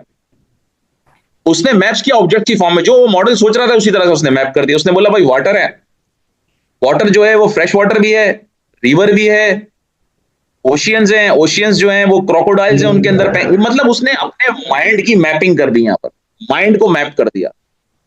और ये माइंड उसने कैसे मैप किया? उसने जो जहन में उसके मॉडल्स बन रहे थे उन्हीं को मैप किया। उसने कहा कि यार ये इस टाइप का कोई सिस्टम है जो मैं बनाना चाह रहा हूं। इन्हीं ऑब्जेक्ट्स को प्रोग्रामर ने वैसे ही समझा, जैसे उसने लिख के दिया, जैसे उसने बताया कि इस तरह के ऑब्जेक्ट्स होंगे, ये चीजें होंगी। अब ये प्रोग्रामर की अंडरस्टैंडिंग भी है। क्या ऐसा प्रोग्रामर हो सकता है जिसने वाटर ना देखा हो?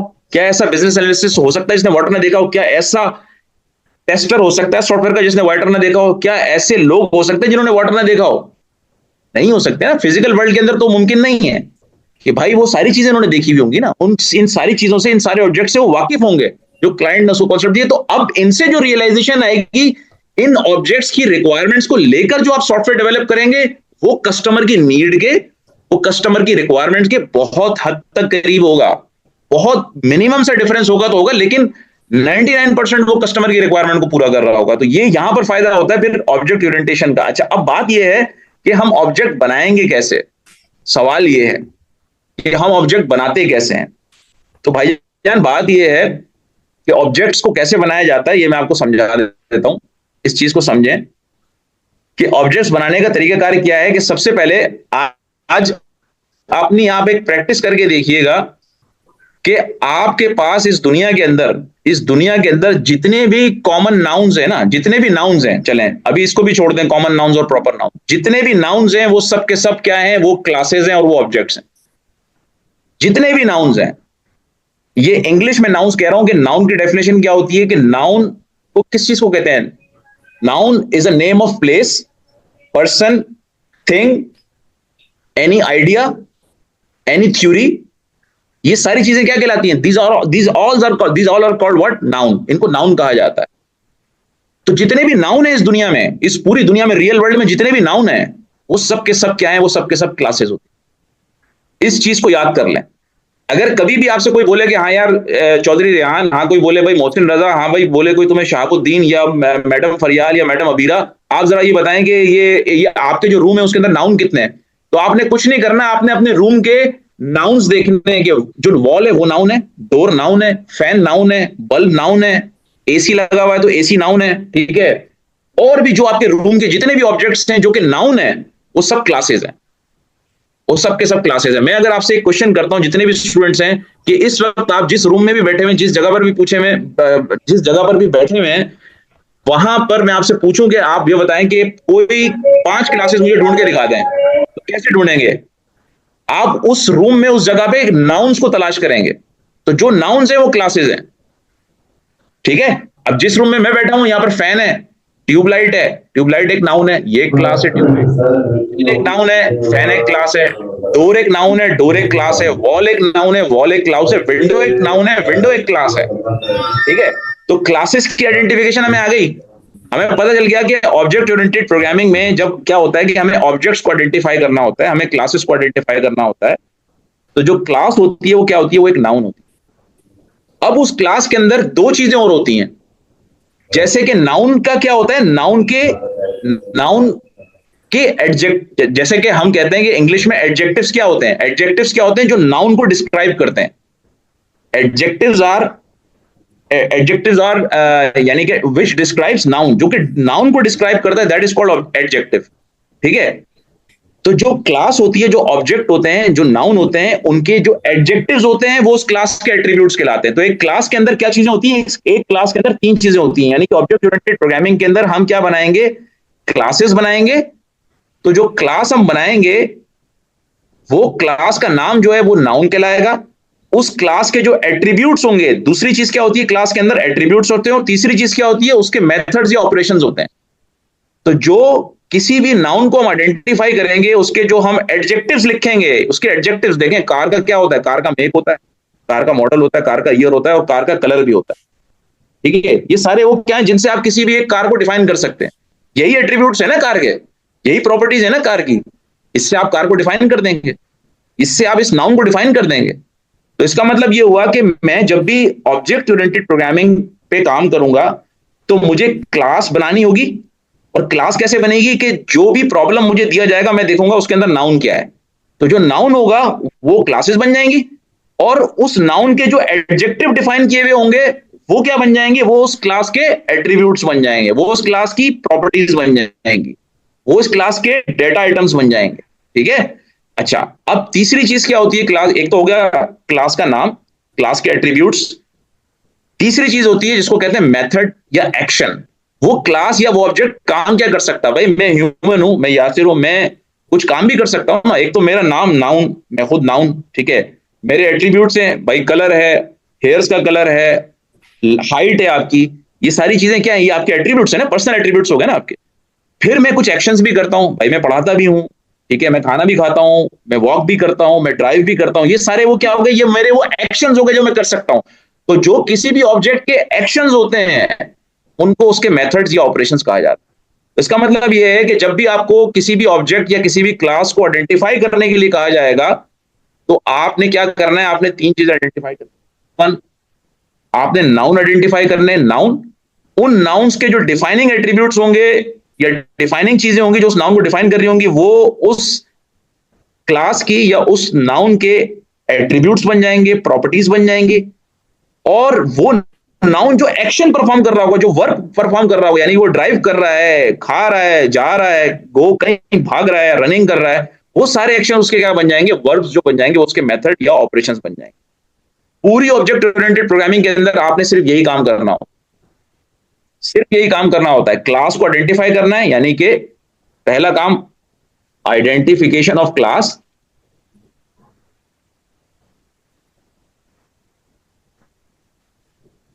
ये कैसे आइडेंटिफाई करते हैं क्लास को? आप क्या करेंगे? Identify noun.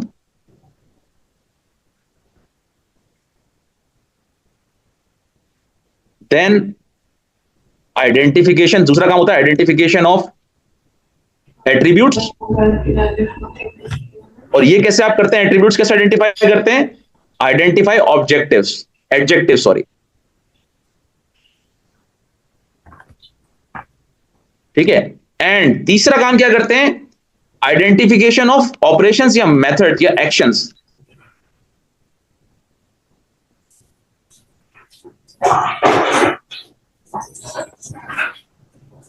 और ये कैसे करते हैं, आइडेंटिफाई वर्ड्स। तो जो भी प्रॉब्लम स्टेटमेंट आपको दी जाए, जो भी प्रॉब्लम स्टेटमेंट दी जाएगी, अगर मैं आपसे बोलूं कि एक मैं आपको केस स्टडी दूं बनाकर, तकरीबन वो 50 लाइनों की केस स्टडी होगी, उसमें एक प्रॉब्लम डिफाइन किया हुआ होगा, तो आपने उसमें 3 चीजें, और मैं आपसे बोलूं कि मुझे ये बताएं कि इसमें से मुझे क्लासेस आइडेंटिफाई करके बताएं कि इस पूरे प्रॉब्लम स्टेटमेंट में कितनी क्लासेस हैं, तो आप क्या करेंगे, बोलेंगे सर ये तो बहुत आसान है, मैं इस पूरे प्रॉब्लम स्टेटमेंट में देखता हूं नाउन कौन कौन से हैं, वो जो नाउन है वो सारे पोटेंशियल क्लासेस है मेरी, वो सारी मैं क्लासेस बना दूंगा। फिर मैं ये देखूंगा उन नाउन के एडजेक्टिव्स क्या क्या डिफाइन हुए हैं उस प्रॉब्लम स्टेटमेंट में, वो उनके मैं एट्रीब्यूट बना दूंगा हर क्लास के उसके। फिर मैं ये देखूंगा कि वो जो नाउन है वो एक्शन क्या परफॉर्म कर रहा है उस केस स्टडी में या उस प्रॉब्लम स्टेटमेंट में, वो मैं उसके ऑपरेशंस बना दूंगा। तो that is called object oriented programming, object oriented analysis. ठीक है, इससे आप क्या करते हैं, अपने प्रॉब्लम को, जो भी आपको कंप्यूटर साइंस का या आपको प्रोग्रामिंग का प्रॉब्लम दिया जाएगा, उसमें ऑब्जेक्ट्स के थ्रू आप उस प्रॉब्लम को सॉल्व करें। ठीक है।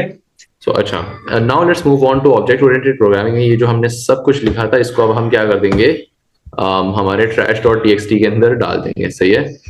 तो यहां पर मैं इसको नाम दे दूंगा मॉड्यूल्स। ठीक है, मॉड्यूल्स। एंड इसी के नीचे मैं अपना कोड जो है सारा पेस्ट कर दूंगा। ठीक है, इस तरीके से मैं कर रहा हूँ। आप चाहे तो अलग अलग फाइल्स बनाए, वो ज्यादा अच्छा है। मैं ही फाइल के अंदर डाल रहा हूँ तो मैं थोड़ी सी बुरी प्रैक्टिस फॉलो कर रहा हूँ। सो एनीवे, अब जो ऑब्जेक्ट ओरिएंटेड प्रोग्रामिंग है ना, तो ये हमारे पास असल में है कि अब बेसिकली सबसे सिंपल से स्टार्ट करते हैं। जैसे सर ने बोला था कि कम्युनिकेशन गैप होता है। सही है, सबसे बड़ी चीज यही होती है। तो जब प्रोग्रामर्स होते हैं वो एक ही लैंग्वेज के अंदर कोड कर रहे होते हैं, सही है, तो क्या होता है हमारे पास उसी सेम लैंग्वेज के अंदर भी एक सेम कोड लिखने के 100 तरीके होते हैं। सही, एक बात करने के जैसे बहुत सारे तरीके होते हैं, उसी तरह प्रोग्रामिंग के अंदर भी सेम ही होता है। तो अगर ए पर्सन ए है, ये कोड किसी और तरीके से लिखता है, पर्सन बी है वो और प्रैक्टिसेस फॉलो करता है। सही है। सो हमारे पास क्या होता है, थोड़ी सी डिस्टरबेंस पैदा हो जाती है कभी कभार, एक बंदा दूसरे की कोड को समझ नहीं पाता। तो फंक्शनल प्रोग्रामिंग के जरिए से हमारे पास जो होता है वो अलग अलग पैराडाइम है, अलग कोड लिखने का तरीका है, और ऑब्जेक्ट ओरिएंटेड हमारे पास अलग है। यहाँ पे मैं पहले एक मिसाल ले लेता हूँ। सही है, तो हमारे पास क्या होगा, मिसाल के तौर पर एक पर्सन ऑब्जेक्ट बनाना है। सही है, बहुत सारे लोग हमें बनाने हैं, पर्सन बनाना है। Okay, I guess my battery is going to die in a moment. So, if my screen goes off, kindly handle the situation. Okay, sir? Okay okay. So I guess I don't have much time. It may be just a minute or so. Anyway, I'm going to continue with this. So यहाँ पे मैं एक function बना लूंगा। सही, ये हमारे पास क्या करेगा, क्रिएट ऑब्जेक्ट करेगा। ठीक है, क्रिएट ऑब्जेक्ट करेगा। वो ऑब्जेक्ट क्या होगा, एक पर्सन का ऑब्जेक्ट बनाएगा हमारे पास। ठीक है, तो यहाँ पर मैं क्या करूंगा, इसके अंदर हमारे पास क्या होगा, उस पर्सन का एक नेम होगा और उसकी एक एज होगी। सही, तो एक मैं यहाँ पे क्या करता हूँ, उसका एक नेम हमारे पास आ जाएगा, स्ट्रिंग उसकी डेटा टाइप होगी हमारे पास। ठीक है, एंड हमारे पास उसकी एज होगी और एज की डेटा टाइप हमारे पास क्या होगी, नंबर होगी। ठीक है, अब इसके अंदर हमारे पास ऑब्जेक्ट कैसे बनेगा, ये हमारे पास जो फंक्शन है ये रिटर्न करेगा एक ऑब्जेक्ट को। सही, और उसके अंदर हमारे पास जो नेम होगा, सही, वो हमारे पास क्या होगा, नेम होगा। अब ये जो नाम है ये प्रॉपर्टी है, अगर मैं इसके ऊपर हवर करूं आप देखेंगे ये प्रॉपर्टी है। ठीक है, और ये हमारे पास क्या है, ये पैरामीटर है, ये ऊपर से आ रहा है। सही, इसके अंदर हम वैल्यू पास करेंगे एज आर्गुमेंट।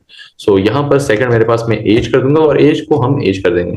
सो अगर सेम लग रहा है, कंफ्यूजन हो रही, तो हम ऐसा कर सकते हैं कि पहले वाले का हम एन बड़ा कर देते हैं। ठीक है, और दूसरे वाले का ए बड़ा कर देते हैं। तो अब हमारे पास कंफ्यूजन दूर हो गई। सही, अच्छा, अब जो है ये हमारे पास क्या करेगा, इसके हम बहुत सारे इंस्टेंसेस बना सकते हैं। जैसे सर ने बोला कि बहुत सारे हमारे पास क्या हो सकते हैं, इंस्टेंस क्रिएट हो सकते हैं एक क्लास के। ठीक है, सो इसी तरीके से यहाँ पर मैं क्या कर सकता हूँ, इस फंक्शन के जरिए से मैं एक पर्सन बनाना चाहता हूँ। तो लेट पर्सन, हर एक पर्सन का कोई नाम होगा, तो पर्सन 1 कर देता हूं मैं। फॉर एग्जाम्पल एक पर्सन हो गया, तो इसका हमारे पास क्या होगा, मैं इस फंक्शन को कॉल करके क्रिएट ऑब्जेक्ट।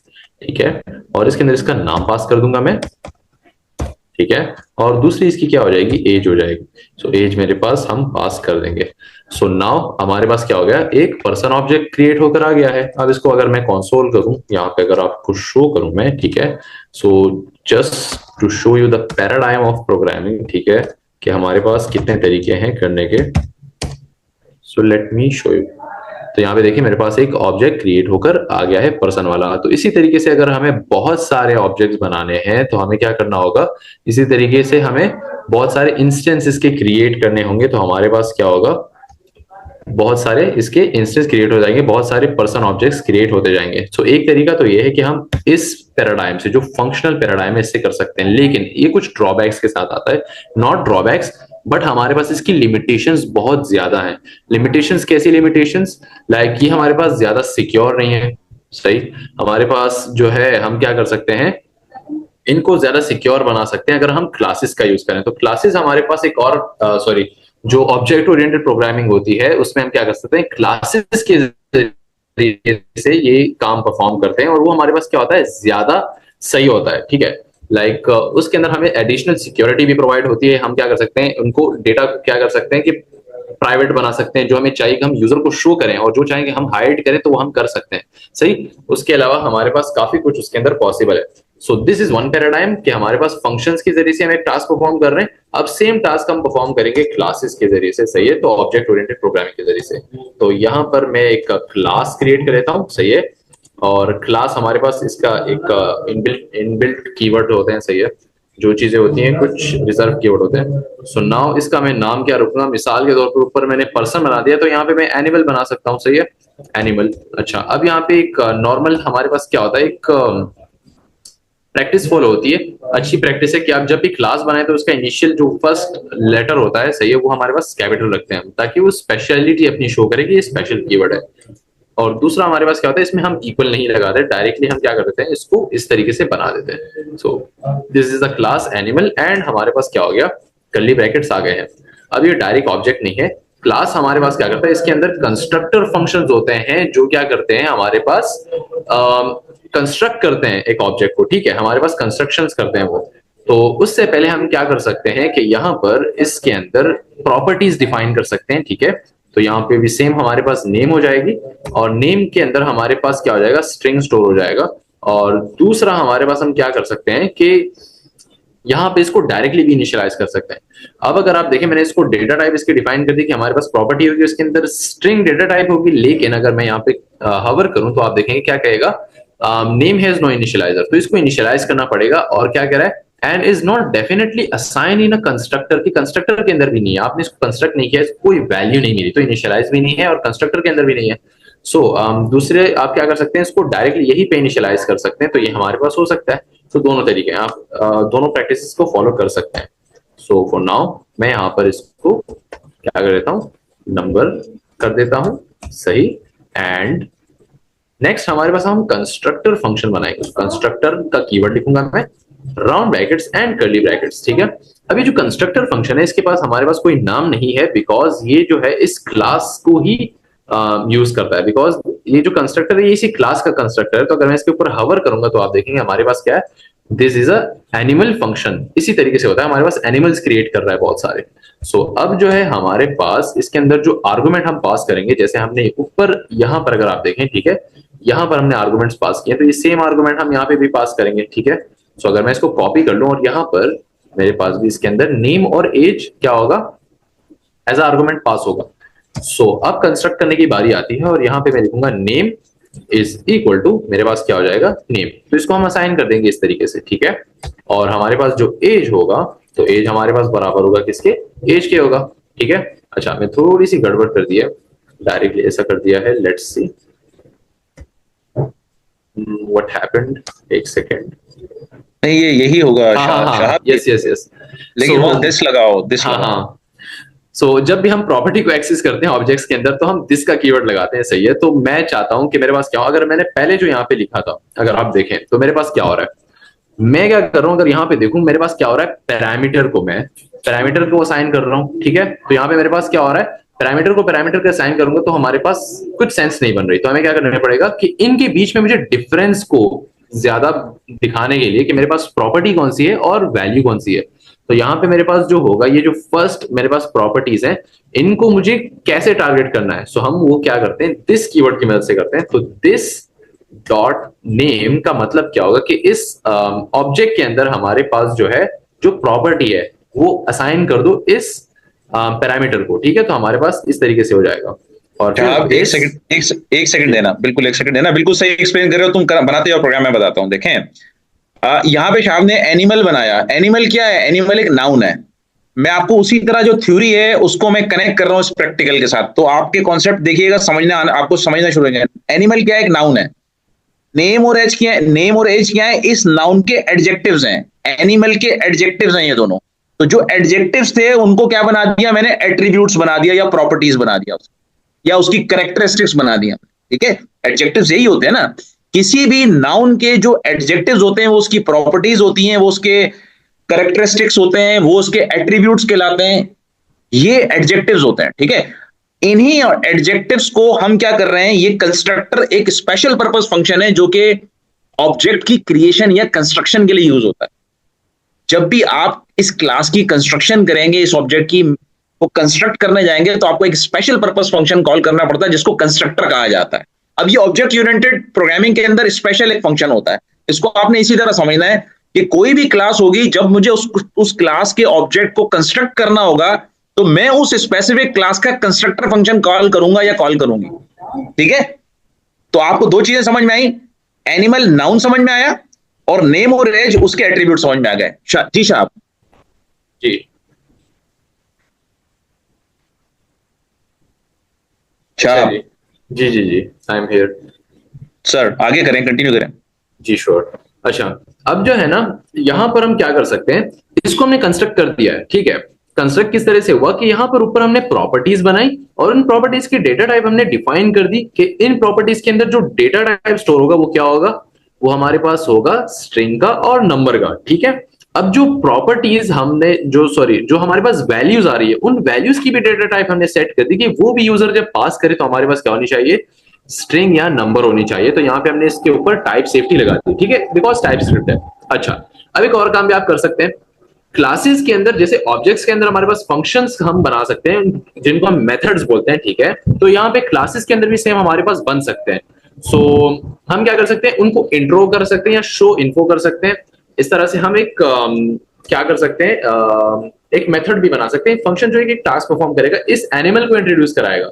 सो नॉर्मली हम क्या कर रहे हैं, यहाँ पे इस तरीके से इसका डेटा निकाल रहे हैं और शो कर रहे हैं, बट हम क्या करेंगे, यहाँ पे एक मेथड बना सकते हैं। ठीक है, so before moving on to that, मैं यहाँ पे इसका एक इंस्टेंस क्रिएट कर लेता हूँ और इसको शो कर देता हूँ। उसके बाद जाके हम इसके अंदर क्या कर सकते हैं, एक फंक्शन भी बना सकते हैं ताकि आपको समझ आए कि जितना फ्लेक्सिबल हमारे पास फंक्शंस होते हैं, फंक्शनल प्रोग्रामिंग होती है, और उससे लाइक कई ज्यादा फ्लेक्सिबिलिटी हमारे पास फिर क्या करता है, शो करता है, क्लास भी शो करता है। सही है, सो यहाँ पर मैं एक इसका इंस्टेंस बनाता हूँ। लेट मिसाल के तौर पे हमने एनिमल है तो कैट बना लेते हैं। ठीक है, कैट हमारे पास हो गया, और कैट जो होगा इसको हमें क्या करना है, कॉल करना है, तो नई बिल्ली बनानी है हमें। ठीक है, तो यहाँ पे एनिमल है। ठीक है, तो हमें क्या करना है, न्यू एनिमल बनाना है। सही है, कैट हमारे पास न्यू एनिमल हो जाएगा, एनिमल। और जैसे हम पहले फंक्शंस को कॉल करते थे आर्गुमेंट्स के लिए, इसी तरह से हम इसको भी क्या कर देंगे, कॉल कर देंगे। अब अगर मैं इसके ऊपर हवर करूंगा तो ये क्या कह रहा है, 2 आर्गुमेंट एक्सपेक्टेड है, मुझे 0 मिले। ठीक है, तो कंस्ट्रक्टर एनिमल, और इसके अंदर हमें क्या देना है, नेम और एज देनी है।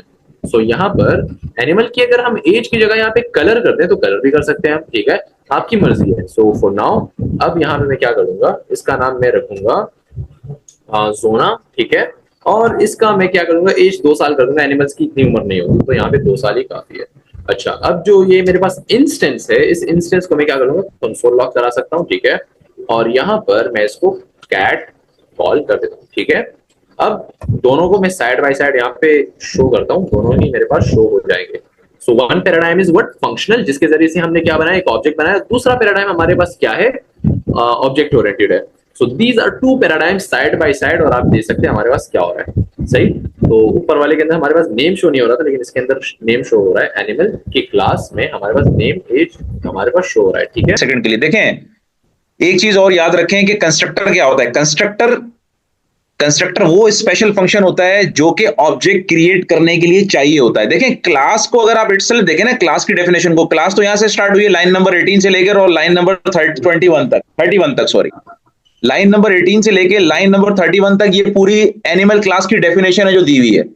इसके अलावा कुछ नहीं है क्लास, जस्ट एक डेफिनेशन आपने 10 लाइनों की लिखी हुई है, बस ये एक क्लास है। ये क्लास एक्टिव कब होती है? इस क्लास से जो फंक्शनैलिटी आपको रिक्वायर्ड है वो हासिल करने के लिए आपको क्या करना पड़ता है? इस क्लास का ऑब्जेक्ट बनाना पड़ता है। अगर आप एज अ होल देखें क्लास को तो इट्स अ स्टैटिक प्रॉपर्टी है, इट्स अ स्टैटिक थिंग, वो डायनेमिक नहीं है। उसमें एक्टिवेशन, उसमें हरकत, वो एक्शन में कब आती है? कि जब उसका आप ऑब्जेक्ट बनाते हैं। जैसे कि लाइन नंबर 33 पे जब जब इस क्लास का ऑब्जेक्ट बना है, किसने बनाया? शाहाब ने बनाया कैट की फॉर्म में। तो अब ये क्लास आपको अपनी एक्टिव फॉर्म में नजर आ रही है। अब ये क्लास आपको अपनी एक्टिव फॉर्म में नजर आ रही है, ठीक है? तो जो जब क्लास को एक्टिव करना होता है, क्लास के ऑब्जेक्ट को क्रिएट करना होता है, तो हमारे को क्या करना पड़ता है? उसके कंस्ट्रक्टर को कॉल करना पड़ता है। विदाउट कॉलिंग कंस्ट्रक्टर आप उस क्लास का ऑब्जेक्ट नहीं बना सकते।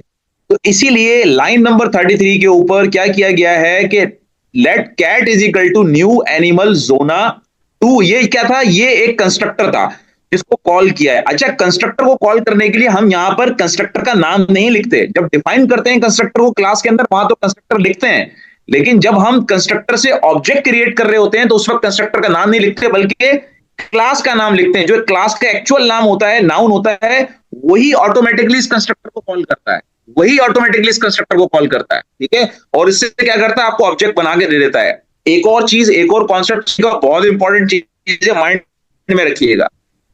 जब आप क्लास को डिफाइन करते हैं, क्लास को हमने डिफाइन किया लाइन नंबर 18 से लेकर लाइन नंबर 31 तक, इस वक्त तक क्लास ने किसी किस्म की कोई मेमोरी ऑक्यूपाई नहीं की, कोई मेमोरी ऑक्यूपाई नहीं हुई। लेकिन जैसे ही आपने इसको ऑब्जेक्ट बनाया न्यू करके, फौरन इस ऑब्जेक्ट ने रैम के अंदर मेमोरी ऑक्यूपाई कर ली। तो ये भी एक फर्क है। अगर आपसे कोई पूछे कि क्या जब हम क्लास को डिफाइन करते हैं तो क्या वो रैम में और मेमोरी में जगह ऑक्यूपाई कर लेती है? तो आप मना कर सकते नहीं। जब तक उस क्लास का ऑब्जेक्ट नहीं बनाया जाएगा, जब तक जगह ऑक्यूपाई नहीं करेगी। तो इसका मतलब ये हुआ कि जब मैंने क्लास को डिफाइन किया लाइन नंबर 18 से line number 31, it's just a definition. ये जस्ट एक डेफिनेशन है। ये मेरी as a human, as a programmer, as a analyst, as a client, मैं एब्स्ट्रैक्ट कर दिया। मैंने एक माइंड में मॉडल बनाया। ये मॉडल है, एक एनिमल इज अ मॉडल। इस मॉडल की सिंप्लीफाइड, थोड़े से नीचे आइएगा, इस मॉडल को रियलाइज कब किया? इस मॉडल को शाह थोड़ा नीचे आइएगा। अगर जो मैं क्लास को देखूं, क्लास एनिमल लाइन नंबर 18 से लेके लाइन नंबर 31 तक, ये एक मॉडल है। ये मेरे अल्फाज इसी तरीके से याद रखना है। ये एक मॉडल है जिसको आपने जहन में सोचा है। इस मॉडल की रियलाइजेशन कहां है? वो लाइन नंबर 33 पर रियलाइजेशन हो गई कि आपने इस मॉडल से बनाया क्या? बिल्ली बना दी। इस मॉडल से मैं डॉगी बना सकता हूं। इस मॉडल से मैं और क्या क्या बना सकता हूं? मैं कोई भी मैमल बना सकता हूं। मैं इस मॉडल से काऊ भी बना सकता हूं। काऊ बनाओ यार, डॉग भी बना देना। बिल्कुल ह्यूमन जिस तरह सोचते हैं, जिस तरह वो दुनिया को रियलाइज करते हैं, ऑब्जेक्ट ओरिएंटेड प्रोग्रामिंग बिल्कुल इसी तरीके से। इसीलिए तो कम्युनिकेशन गैप खत्म हो गए। देखे ना, जो थिंकर्स थे जिन्होंने सोचा कि ये कम्युनिकेशन गैप्स कैसे खत्म करें, ये तो लार्जर स्केल सिस्टम्स कैसे बनेंगे, तो वो ह्यूमंस को कॉमन थिंकिंग पे ले आए कि आप ऑब्जेक्ट्स की फॉर्म में सोचो भाई। आप सोचो ही मत फंक्शन की फॉर्म में, आप सोचो हर चीज ऑब्जेक्ट है, हर नाउन ऑब्जेक्ट है, ठीक है? उसके एडजेक्टिव्स तलाश करो, वो उसके एट्रीब्यूट्स बन जाएंगे, वो उसकी प्रॉपर्टीज बन जाएंगे। उसके एक्शंस, वर्ब्स तलाश करो, वो उसके क्या बन जाएंगे? मेथड्स बन जाएंगे, ऑपरेशंस बन जाएंगे, ठीक है? तो हमने क्या किया? एनिमल एक मॉडल सोचा अपने माइंड के अंदर। इस मॉडल के कंक्रीट फॉर्म जो मैंने बनानी थी, इस मॉडल की रियलाइजेशन कहां पर की? कैट में की, काऊ में की, डॉग में की। That is the realization. itself class is a model, it's a template, it's a blueprint, but इसकी जो रियलाइजेशन है, इसका जो इंस्टेंस बना है, इंस्टेंस क्या बना? Cat is instance of animal, cow is instance of animal, dog is an instance of animal. ये सारे इंस्टेंसेस हैं। तो अगर मैं आपसे पूछूं कि मैंने इस वक्त इस प्रोग्राम में एनिमल के कितने इंस्टेंसेस बनाए, तो आप क्या बोलेंगे? कि मैंने इसके 3 इंस्टेंस बनाए। इस क्लास एनिमल के 3 इंस्टेंस हैं, 3 ऑब्जेक्ट बने हुए हैं। पहले ऑब्जेक्ट का नाम कैट है, दूसरे ऑब्जेक्ट का नाम काऊ है, तीसरे ऑब्जेक्ट का नाम डॉग है। समझ में आ गई या अभी भी समझ में नहीं आई? आहिस्ता आहिस्ता समझ में आएगी, लेकिन आ जाएगी समझ में। आज आप लोगों ने सारा अपना दिमाग, अपना ब्रेन सिर्फ इस पे लगाना है कि कायनात का जायजा लें अपने माइंड के अंदर, और इस पूरे निजाम में, इस पूरी कायनात के अंदर ऑब्जेक्ट्स तलाश करें और उसके एडजेक्टिव्स लिखें और उस ऑब्जेक्ट के वर्ब्स लिखें। और 10-10 कल तक जो है ना, एक असाइनमेंट नोट कर लें यार साहब, एक असाइनमेंट नोट कराएं कोई प्रोग्राम नहीं लिखना भाई, कोई प्रोग्राम लिखने के लिए मैं नहीं कह रहा कि आप लोग प्रोग्राम लिखें, सिर्फ 10-10 ऑब्जेक्ट सोचने सबने, यूनिक, इस पूरी कायनात में। सोलर सिस्टम में भी सोच सकते हैं, सूरज हो सकता है, चांद हो सकता है, सितारे हो सकते हैं, एनिमल हो सकते हैं, गाड़ियां हो सकती हैं, व्हीकल हो सकते हैं, टीचर्स हो सकते हैं, प्रोफेसर हो सकते हैं, प्लेयर्स हो सकते हैं, क्रिकेट हो, जो कुछ आपके माइंड में आप मॉडल बना सकते हो ना किसी भी ऑब्जेक्ट का, वो बनाओ और उसकी प्रॉपर्टीज निकालो, उसके एडजेक्टिव्स निकालो कि क्या क्या ऑब्जेक्टिव हो सकते हैं। मिसाल के तौर पे कार जो है वो क्या क्या काम कर सकती है, कार ड्राइव की जा सकती है, कार कार मूव हो सकती है, कार एक्सेलरेट कर सकती है, ठीक है। ये सारे उसके बिहेवियर्स आ रहे हैं। ऑब्जेक्ट्स क्या हो सकते हैं कार के, भाई कार का कलर हो सकता है, ये उसके एडजेक्टिव हो सकते हैं, कार का साइज हो सकता है, ये उसके ऑब्जेक्टिव हो सकते हैं, कार का वेट हो सकता है, ये उसके ऑब्जेक्टिव हो सकते हैं, कार का मेक हो सकता है, ये उसका एडजेक्टिव हो सकता है, कार का मॉडल हो सकता है, ये उसका एडजेक्टिव हो सकता है। तो इस तरह हर ऑब्जेक्ट जो इस कायनात में अल्लाह ताला ने बनाया है, आपने उसके बारे में सोचना है और वो लिखना है पेपर पे इसी तरीके से। और किस तरह लिखना है कि शाहब, मैं 1 मिनट के लिए मुझे शेयर कराओगे, मैं शेयर करूँ, जी स्क्रीन में शेयर करा दूं। Sure sure sir.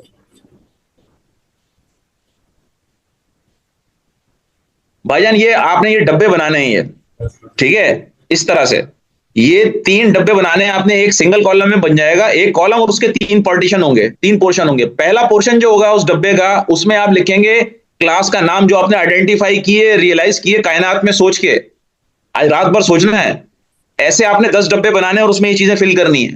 सिर्फ ये काम करना है, कोई प्रोग्राम कुछ नहीं लिखना, सिर्फ ये काम करना बस। तो आपको मॉडल क्लासेस आइडेंटिफाई करना आ जाएंगी, आपको ऑब्जेक्ट ओरिएंटेशन आ जाएगी कि ऑब्जेक्ट्स कैसे आइडेंटिफाई किए जाते हैं, क्लासेस कैसे आइडेंटिफाई की जाती हैं, फिर उनके एट्रीब्यूट्स लिखना, इस तरीके से एडजेक्टिव्स लिखना उनके, फिर उनके मेथड्स लिखना कि वो एक्शंस क्या क्या परफॉर्म कर सकती हैं, वर्ड्स क्या क्या कर सकती हैं, क्या क्या वो मेथड्स परफॉर्म कर सकती हैं, वो चीजें लिखना। तो ऐसे 10-10 ऑब्जेक्ट्स, 10-10 क्लासें with attributes, with class name, with operations, आप लोगों ने सबने सोच के, लिख के और ये पोस्ट करना है। तो इससे मुझे ये पता चल जाएगा कि यार वाकई जो आज हमने थ्योरी बताई है वो आपको क्लियर भी हो गई है, और प्रैक्टिकल तो अब इसके चलते ही रहेंगे। जी जी साहब, मैं इसको दोबारा से अनम्यूट कर, जी सॉरी शेयर। अनशेयर कर, हटा दे जी। अच्छा जी, सर ने जैसे बताया तो ये काफी ज्यादा बेस्ट हो जाएगा आप लोगों के लिए, ठीक है, और काफी इजी हो जाएगा। आप देखें, मैंने क्लासेस काफी टाइम नहीं बनाई थी, मेरे जहन से निकल गया था, ठीक है। अब मैं यहाँ पे दिस कीवर्ड लगाना भूल गया। तो आप लोग जो है इसको मिनिमम 10 बार तो बहुत ही कम बार है लिटरली। यहाँ पे एक एनिमल है, ठीक है, आप यहाँ पे क्या कर सकते हैं, मुख्तलिफ चीजें बना सकते हैं। मैंने एनिमल का बनाया, आप व्हीकल्स का बना सकते हैं, सही है, या आप किसी भी चीज का बना सकते हैं, और हर एक चीज कुछ ना कुछ काम परफॉर्म करती है, ठीक है। मिसाल के तौर पर एक ऑब्जेक्ट है, ऑब्जेक्ट का नाम मिसाल के तौर पे हो गया साइकिल। अब साइकिल से क्या होता है, वी कैन ट्रैवल, ये उसका फंक्शन है, सही है। तो एक फंक्शन हो गया उसका, दो उसकी प्रॉपर्टीज हो जाएंगी, एक कलर हो जाएगा, एक ब्रांड नेम हो जाएगा उसका, सही है। तो इस तरीके से ऑब्जेक्ट का नाम, मेथड्स, मेथड्स जरा ये शाह बता दें, मेथड्स कैसे लिखेंगे, जरा मेथड बता दें। मेथड्स मेथड्स हमने नहीं बताया। सो फंक्शनल प्रोग्रामिंग के अंदर या ऑब्जेक्ट्स के अंदर नॉर्मली हम कैसे करते हैं, फंक्शंस इस तरीके से बनाते हैं, ठीक है। यहाँ पर मैं क्या करूंगा कि इसके अंदर एक फंक्शन बना दूंगा, ठीक है, जो मेरे पास क्या करेगा, इंट्रोडक्शन करेगा। हो सकता है मेरे पास एरर भी आ जाए यहाँ पे। मेरे पास क्या करेगा, क्लास में ही बता दें शारून, आप क्लास में ही बता दें शाह, कोई मसला नहीं, थोड़ा क्लास सा के अंदर। अच्छा चलें चलें डिफरेंस सर, ठीक यहाँ है, पे ठीक, अलग से बताना। Agreed agreed agreed. तो यहाँ पे मेरे पास इंट्रो हो जाएगा, सही है। तो मिसाल के तौर पे इंट्रो है, इसके अंदर हमारे पास फंक्शंस कैसे बनते हैं, हम फंक्शन कीवर्ड लिखते हैं, ठीक है, और वो हमारे पास क्या करते हैं, कुछ टास्क परफॉर्म करते हैं। तो यहाँ पे मिसाल के तौर पे ये क्या करेगा, जो डेटा है मेरे पास, ये अपना डेटा शो करेगा। सो नेम और एज दोनों को शो करेगा। तो यहाँ पर मेरे पास क्या होगा कि दिस डॉट नेम को ये शो करेगा, सही है। और उसके अलावा ये क्या करेगा, दिस डॉट एज को हमारे पास कंसोल करेगा, सही। अच्छा, मेरे पास ये एज है, ठीक है, एज के अंदर प्रॉपर्टी है। अब मुझे इसको भी डिफाइन करना है, तो क्या कह रहा है, कॉमा एक्सपेक्टेड, ओके, ये काम अच्छा हो गया, कोई और एरर नहीं आ रहा, सही। तो हमारे पास क्या हो गया, अब नॉर्मल ऑब्जेक्ट्स के अंदर हमारे पास जब फंक्शन या मेथड बनता है, ये फंक्शन, ये बस इसको जब ऑब्जेक्ट के अंदर आ जाता है मेथड बोलते हैं, ये चीजें हैं कुछ, ठीक है। और ये जब नेक्स्ट जेएस के अंदर ये फंक्शन जाएगा तो वहां पे कंपोनेंट बन जाता है, सही है। तो इस तरह से काफी ज्यादा चीजें हमारे पास वो अलग अलग बन जाती है। सो यहाँ पे अब आप देखें मेरे पास क्या करेगा, ये इंट्रोडक्शन देगा, सही है, जो अपना इन्फो देगा, प्रोवाइड करेगा, वो क्या करेगा, अपना नाम और एज बताएगा, सही। अब सेम टू सेम हमारे पास क्या होगा, ये जो काम है मेरे पास यहाँ पे क्लास के अंदर कैसे होगा, यहाँ पे मुझे प्रॉपर्टी देने की जरूरत नहीं है, ये जो हम प्रॉपर्टी का नाम लिखते हैं सही है, यहाँ पे डायरेक्टली हम फंक्शन का नाम लिख देते हैं, जो भी फंक्शन है वो क्या करेगा, मिसाल के तौर पे क्या करना है, इंट्रो में कर दूंगा सही है, और राउंड ब्रैकेट्स लगा दें और कर्ली ब्रैकेट्स लगा दें, बात खत्म। और यहाँ पे console log, और ये क्या कहेगा, this dot name and shift alternate down arrow, तो कॉपी हो जाएगा और यहाँ पे मेरे पास एज हो जाएगा। सो सिंपली यही फर्क है हमारे पास। तो वहां पे क्या था, प्रॉपर्टी नेम लिखना जरूरी था यहाँ पे और फंक्शन का कीवर्ड लगाना था, लेकिन यहाँ पे अगर मैं करूंगा तो मेरे पास अलाउ नहीं है, ठीक है। तो ये इस तरीके से नहीं होगा, बस डायरेक्टली आप ऐसा फंक्शन डिफाइन कर दें। So that how it works. अच्छा, अब जो है मेरे पास मैंने इंस्टेंसेस क्रिएट कर दिए हैं, तो उसे कंसोल लॉग करने की जरूरत नहीं है। मैं क्या करूंगा, बस कैट है, उसके ऊपर मेथड लगाना है, डॉट इंट्रो का कॉल कर देना है, ठीक है। इसी तरीके से क्या है मेरे पास, अब ऊपर देखते हैं, हमारे पास यहाँ पे पर्सन है, अगर मैं देखूं पर्सन है, ठीक है। और पर्सन मेरे पास क्या करूंगा मैं, person1 डॉट इंट्रो, ठीक है, और इसको भी मैं कॉल कर दूंगा। तो अब दो चीजें मेरे पास आ गई हैं, लेट्स सी CLS, और अब देखते हैं कि हमारे पास क्या होता है। सो ऊपर देखें, मेरा नाम और मेरी एज आ गई, और जोना का नाम और जोना की एज आ गई, सही है। सो नीचे वाली बिल्ली है, ऊपर वाला मैं हूं सही। तो ये देखें, so that how it works. तो मेथड्स हमारे पास थोड़ा सा डिफरेंट है, एक के अंदर प्रॉपर्टी के सामने फंक्शन का पूरा कीवर्ड लगा के फंक्शन डालते हैं, और वो एनोनिमस फंक्शन भी नहीं है। अगर आप उसको एनोनिमस फंक्शन बोलेंगे ना, सो वो एनोनिमस फंक्शन तो दिखेगा लाइक, ये देखें फंक्शन तो एनोनिमस है, बट असल में इसका नाम ये रहा, इससे पहले लिखा हुआ है, सही है, इस तरीके से। अभी देखें, हो सकता है कुछ चीजें आपको थोड़ी कम क्लियर हुई हो, लेकिन कुछ क्लैरिटी जरूर आई होगी। ऐसा नहीं है कि बिल्कुल ही क्लियर नहीं हुआ, कुछ क्लैरिटी आई होगी। लेकिन ये इंशाल्लाह अगली क्लासेस के अंदर भी ये इसी तरीके से चलेगा, ये हम लेके चलेंगे ऑब्जेक्ट ओरिएंटेड प्रोग्रामिंग को, तो आपको चीजें बहुत क्लियर हो जाएंगी। थ्योरी भी साथ में पढ़ाते जाएंगे ऑब्जेक्ट ओरिएंटेड प्रोग्रामिंग की, ताकि object oriented analysis and design भी आप साथ साथ लेके चलें, और उसके साथ आप उसकी practical demonstration object oriented programming में भी देखते जाएं, तो आपको दोनों चीजें कवर हो जाएंगी। बात समझ में आ रही है? जी, अगर आपको ये दोनों चीजें कवर हो जाती हैं, तो मेरे भाई आप किसी भी बड़े सॉफ्टवेयर सिस्टम पे काम कर सकते हो। सेकंड ये कि जितनी भी आर्टिफिशियल इंटेलिजेंस है, जितने भी बड़े फ्रेमवर्क्स हैं, चाहे वो पाइथन के हों, मशीन ML के हों, जितने भी फ्रेमवर्क्स हैं बड़े, सब के सब जो बने हुए हैं वो ऑब्जेक्ट ओरिएंटेड प्रोग्रामिंग पे बने हुए हैं। आगे सारा काम आपका AI में, जब भी अभी आपको ये भी करके दिखाएंगे कि एक मॉडल कनेक्ट करेंगे, टाइपस्क्रिप्ट से मॉडल कनेक्ट होगा, लामा 2 का मॉडल कनेक्ट करेंगे, चैट जीपीटी का मॉडल कनेक्ट करेंगे, बाकी जो दूसरे NLP के मॉडल हैं वो कनेक्ट करेंगे, वो सारे AI के मॉडल्स जो हैं वो ऑब्जेक्ट ओरिएंटेड प्रोग्रामिंग के ही कंस्ट्रक्ट्स को, उनकी क्लासेस बन रही होंगी, उनके ऑब्जेक्ट्स बन रहे होंगे, उनके मेथड्स कॉल करेंगे, उनकी प्रॉपर्टीज सेट कर रहे होंगे भाईजान। तो अगर ये चीज समझ नहीं आई आपको ऑब्जेक्ट ओरिएंटेड प्रोग्रामिंग, तो फिर वो भी समझ नहीं आएगा। तो इसलिए इसको समझना बहुत जरूरी है, बहुत जरूरी। इसीलिए हमने थ्योरी प्लस प्रैक्टिकल ये दोनों कराएंगे, ठीक है। नहीं तो फिर ये होगा कि खाली आप रटने पे आ जाओगे, रट्टे मारोगे, हाँ यार ये 3 स्टेटमेंट लिखूंगा तो वहां से चैट जीपीटी से कनेक्ट हो जाएगा, चौथी स्टेटमेंट लिखूंगा, आपको समझ कुछ नहीं आ रहा होगा ये स्टेटमेंट में लिख के आ रहा हूं। ये समझना जरूरी है कि यार ये समझ आया कि भाई क्या स्टेटमेंट लिख रहा हूं, भाई ये क्या मतलब है इसका, और ये क्या कर रहा है पीछे जाकर काम, ठीक है। ये समझना जरूरी है, वरना तो बिल्कुल आप ऐसे रट्टे मारते रहे, कोड के बैठ के रट्टे मारते रहेंगे अगर नहीं समझेंगे, ठीक है। तो ये समझना बहुत जरूरी, बहुत इंपॉर्टेंट। और ये ऑब्जेक्ट ओरिएंटेशन जो है ना, समझ लें कि इस वक्त तमाम प्रोग्रामिंग लैंग्वेजेस जितनी भी हैं इस वक्त, और जितने बड़े सॉफ्टवेयर सिस्टम्स हैं, चाहे वो आप कोई नाम ले लें किसी सॉफ्टवेयर सिस्टम का, वो सारे के सारे सॉफ्टवेयर सिस्टम्स जितने भी बड़े बने हुए आपको नजर आ रहे हैं, सब ऑब्जेक्ट ओरिएंटेड प्रोग्रामिंग पे काम टोटल।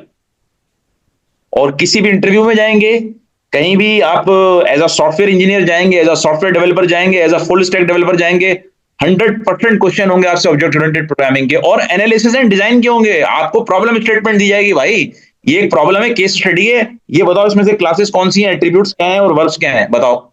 अब अगर आपको पता ही नहीं होंगे कि यार ये थ्योरी क्या होती है और ये कैसे आइडेंटिफाई किए जाते हैं, तो आप कैसे करोगे। अब आपको पता चल गया कि हाँ यार क्लासेस नाउन होते हैं, उनके जो एसोसिएटेड एडजेक्टिव्स हैं वो एट्रीब्यूट बनते हैं, और वो नाउन जो एक्शन परफॉर्म कर रहा होगा उस प्रॉब्लम के अंदर, वो उसका मेथड बन जाएगा, सही है। तो ये चीज याद रखिएगा। एक मैं केस स्टडी एक ऐसी दे के जा रहा हूं, उसको जरूरी नहीं है करो या ना करो, बस अपनी समझ के लिए कर लेना। मैं अटैच कर रहा हूं ये फाइल के अंदर, एक सेकंड रुके यार। जी। इसके अंदर मैं फर्दर थोड़ा सा कंटिन्यू कर सकता हूँ। तो यहाँ पे जो है ना हमारे पास क्या हो सकता है कि आप इसके अंदर जो मेथड्स है ना मल्टीपल मेथड्स बना सकते हैं, ठीक है। तो अगर यहाँ पे एक साउंड गाय ना, दूसरा आप इसके लिखें कि फंक्शन क्या करता है, सही है। तो गाय क्या करती है, दूध देती है और उसके अलावा उसका साउंड क्या होता है, मुंह का साउंड निकालती है। और बिल्ली म्याऊ म्याऊ करती है। तो वहां पे मैंने क्या कर दिया, फिलहाल के लिए मैंने इसके अंदर साउंड डाल दिया। तो आप इस तरह से कई इसके अंदर इसके जो सरने का फंक्शंस होते हैं ना कि क्या काम करते हैं, इनका रोल क्या होता है, इनके साउंड कैसे होते हैं, तो मुख्तलिफ चीजें हमारे पास होती है। जितना एक्सपैंड करना चाहें कर सकते हैं आप। तो ये चीजों इन एस्पेक्ट्स को आप कवर करेंगे, सही है। तो यहाँ पे ऊपर पे पहले तो मैंने इंट्रो लिखा था, इंट्रो थोड़ा सा वैलिड नहीं लग रहा था, तो मैंने इस बार क्या कर दिया, मैंने इस तरीके से कर दिया। तो मेरे पास यहाँ पे अब डेटा शो हो रहा है इसका, सही इस तरीके से। अच्छा, और इन डेटा के लिए ये जो ये वाला डेटा है इसको मैंने कंसोल नहीं किया, इस वजह से मेरे पास नहीं आया, बिकॉज मेथड कौन सा लगा है इसके ऊपर, साउंड का लगा है। अब अगर मैं इसके ऊपर मेथड कोई और लगाता, इंट्रो वाला जो मेरे पास पहले था, कंट्रोल सी, और इसी के नीचे मैं यहाँ पे दे दूं उसको, और इसका नाम बदल दूं, बस यहाँ पे मैं लिखूं इंट्रो, ठीक है। अब जो इंट्रो है मेरे पास क्या होगा, डॉट नेम और शिफ्ट डाउन एरो, और अब मेरे पास इसका क्या हो जाएगा, एज, सही है। तो अब इसका क्या हो जाएगा, एज हो जाएगा। तो इंट्रो और एज मेरे पास दोनों आ गई है। तो डॉग डॉट साउंड और डॉग डॉट क्या हो जाएगा, देखते हैं इसके ऊपर एक और मेथड लग सकता है, नहीं लग सकता। इस तरीके से यहाँ पे अब देखते हैं कैट डॉट इंट्रो, ठीक है, और कॉल कर लेते हैं। तो अब मेरे पास बिल्ली का इंट्रो और साउंड दोनों आ जाएगा। इस तरीके से फॉर्मेट कर लेता हूँ, CLS, देखें क्या हो गया, बिल्ली का नेम, उसकी एज और उसका साउंड हमारे पास आ गया है। थोड़ा सा अनऑर्गेनाइज हो गया, लेकिन एनीवे मैं इन दोनों साउंड्स को यहाँ से रिमूव कर लेता हूँ और इसको मैं नीचे लेकर आ जाता हूँ। अब जो पर्सन वाला है मैं उसको हटा देता हूँ, बिकॉज इसकी यहाँ ज्यादा नीड नहीं है अभी फिलहाल। तो अब ज्यादा सही है, ठीक है। इस तरीके से आप काफी ज्यादा चीजें बना सकते हैं, मुख्तलिफ चीजों पे आप फोकस करें। तो नेम हो गया, ये इसकी एज हो गई, और ये इसका साउंड हो गया। फर्दर मोर इसको फर्निश करने के लिए आप क्या कर सकते हैं, यहाँ पे कंसोल स्टेटमेंट्स के अंदर मैंने डायरेक्टली लिखा हुआ है, सो मैंने अच्छा नहीं किया, यहाँ पे मैं नेम इसको दे देता हूँ और ये इस तरीके से मेरे पास आ जाएगा, तो वो ज्यादा अच्छा लगेगा, सही। हम इसको क्या कर सकते हैं, थोड़ा सा और प्यारा बना सकते हैं। अच्छा, कंसोल के अंदर ही करना है इस तरीके से, ठीक है। तो नेम हो जाएगा। अब इसी सेम को मैं कॉपी कर लेता हूँ यहाँ से, शिफ्ट अल्टरनेट डाउन एरो, और यहाँ पे मैं इसको सिर्फ एज कर लेता हूँ, एज, और यहाँ पे भी मैं यहाँ पे इसको एज कर लेता हूँ। जब तक सर फाइल सर्च कर रहे हैं मैं तब तक ये कर चुका हूँ। भेज दी मैंने फाइल शाहरुख ने, एक इनको प्रॉब्लम स्टेटमेंट भेजी कि इस तरह का प्रॉब्लम स्टेटमेंट आता है, इसको सॉल्व करना पड़ता है, और इसमें से आइडेंटिफाई करें ऑब्जेक्ट कौन से बनेंगे, उनके एट्रीब्यूट्स क्या होंगे, उनकी क्लासेस क्या होंगी। वैसे ही बस जो भी आपको समझ में आए आपने क्लासेस और ऑब्जेक्ट ओरिएंटेड की फॉर्म में सोचना है, और इस प्रॉब्लम स्टेटमेंट को पढ़ के जरा ड्रॉ करना है। बॉक्सेस यही जैसे मैंने कोई कोड लिखने की जरूरत नहीं भाई, मैं कोड लिखने के लिए नहीं कह रहा, कोड आपको शहाबुद्दीन बता रहा है प्रैक्टिकल करके। मैं सिर्फ आपसे ये कह रहा हूँ कि वो 3 डब्बे जो मैंने बताए, इस तरह से क्लासेस आइडेंटिफाई कीजिएगा, उनके एट्रीब्यूट्स लिखिएगा, नीचे ऑपरेशंस लिखिएगा। जरा एनालाइज करके मैं चेक करना चाह रहा हूँ कि कितना परसेंट आपको समझ में आया। जरा इस प्रॉब्लम स्टेटमेंट को पढ़ के जरा एक डिजाइन तो करें जरा सॉफ्टवेयर सिस्टम। जाहिर है हम ये सारी चीजें कर रहे हैं किस लिए कर रहे हैं, सॉफ्टवेयर को डेवलप करने के लिए कर रहे हैं ना, सॉफ्टवेयर सिस्टम्स को डेवलप करने के लिए कर रहे हैं, एप्लीकेशंस को बनाने के लिए कर रहे हैं। अगर हमें ये प्रॉब्लम स्टेटमेंट पढ़कर ये चीजें डेवलप नहीं करनी आएंगी तो मुझे ये बताएं, क्लाइंट आपको उर्दू में तो नहीं देगा, क्लाइंट तो आपको उसी तरह प्रॉब्लम स्टेटमेंट देगा, आपने उसको ट्रांसलेट करना है ऑब्जेक्ट ओरिएंटेड के अंदर, और फिर क्लाइंट से वेरीफाई कराना है ताकि कम्युनिकेशन गैप खत्म हो जाए, कम्युनिकेशन गैप खत्म हो जाए, ठीक है। और सॉफ्टवेयर उसी तरह से बन जाए जिस तरह के क्लाइंट की रिक्वायरमेंट। तो should we round up and ठीक है, ठीक है। अभी भी अगर किसी को कुछ समझ में नहीं आया तो हम लोग हैं मौजूद, कोई मसला नहीं है, आप हमसे क्वेश्चंस कर सकते हैं, जो पूछना चाहें आप पूछिए। ऑब्जेक्ट के बारे में सोचिए, क्लासेस के बारे में सोचिए, जिस तरह रियल वर्ल्ड में चीजें काम करती हैं उनको उसी तरह से सोच के देखिए और उनको प्रोग्रामिंग मेथोडोलॉजी में लाइए, ठीक है। जिस तरह शाह ने बहुत अच्छी तरीके से एक्सलेंटली इसने मॉड्यूल को भी एक्सप्लेन किया, फिर इसने क्लास बनाकर बाकायदा आप लोगों को एक प्रैक्टिकल डेमोन्स्ट्रेशन भी दिखाई कि मेथड्स कैसे बनते हैं, प्रॉपर्टीज कैसे बनती हैं, कंस्ट्रक्टर कैसे बनता है। तो ये चीजें भी याद रखिए, थोड़ा सा इनको याद करने की कोशिश कीजिए। कंस्ट्रक्टर क्यों बनाया जाता है, ताकि ताकि क्लास को एक्टिव किया जा सके, ताकि क्लास के ऑब्जेक्ट्स क्रिएट किए जा सके। क्लास से हम क्या बनाते हैं, क्लास से हम ऑब्जेक्ट्स बनाते हैं। ऑब्जेक्ट्स जो है वो एक्टिव फॉर्म ऑफ क्लास है, और हम ऐसे भी डिफाइन करते हैं ऑब्जेक्ट को, object is an instance of a class. अगर आप इटसेल्फ क्लास की डेफिनेशन की बात करें, जो अब 24 से लेकर 47 तक चली गई है, इस डेफिनेशन ने कोई मेमोरी में जगह नहीं लेनी जब तक कि इसका ऑब्जेक्ट नहीं बनता। जैसे ही हम इसका कंस्ट्रक्टर कॉल करके ऑब्जेक्ट बनाते हैं, फौरन इस क्लास की ऑब्जेक्ट क्या करता है, मेमोरी के अंदर अपनी जगह ऑक्यूपाई कर लेता है। अदरवाइज अगर आपसे कोई बोले कि भाई ये खाली मैं टेम्पलेट लिख रहा हूं क्लास का, क्या ये मेमोरी में जगह ले लेगा, ये एक्टिव हो जाएगा? नहीं एक्टिव होगा। ये सिर्फ डेफिनेशन है, ये ह्यूमन माइंड का वो मॉडल है जो उसने लिखा है आई साहब ने। इसके जहन में एक मॉडल था कि एनिमल के अंदर ये काम होते हैं और यूं होता है एनिमल, तो इसने बना दिया यहाँ पर। लेकिन इसने ऑब्जेक्ट कब बनाया, उससे इंस्टेंस कब बनाया, नीचे जब इसने वो कंस्ट्रक्टर कॉल किया है, और वहीं पर इसने मेमोरी को ऑक्यूपाई किया। ठीक है, thank you so much everyone जी, अल्लाह हाफिज। Thank you so much, everyone. Allah Hafiz.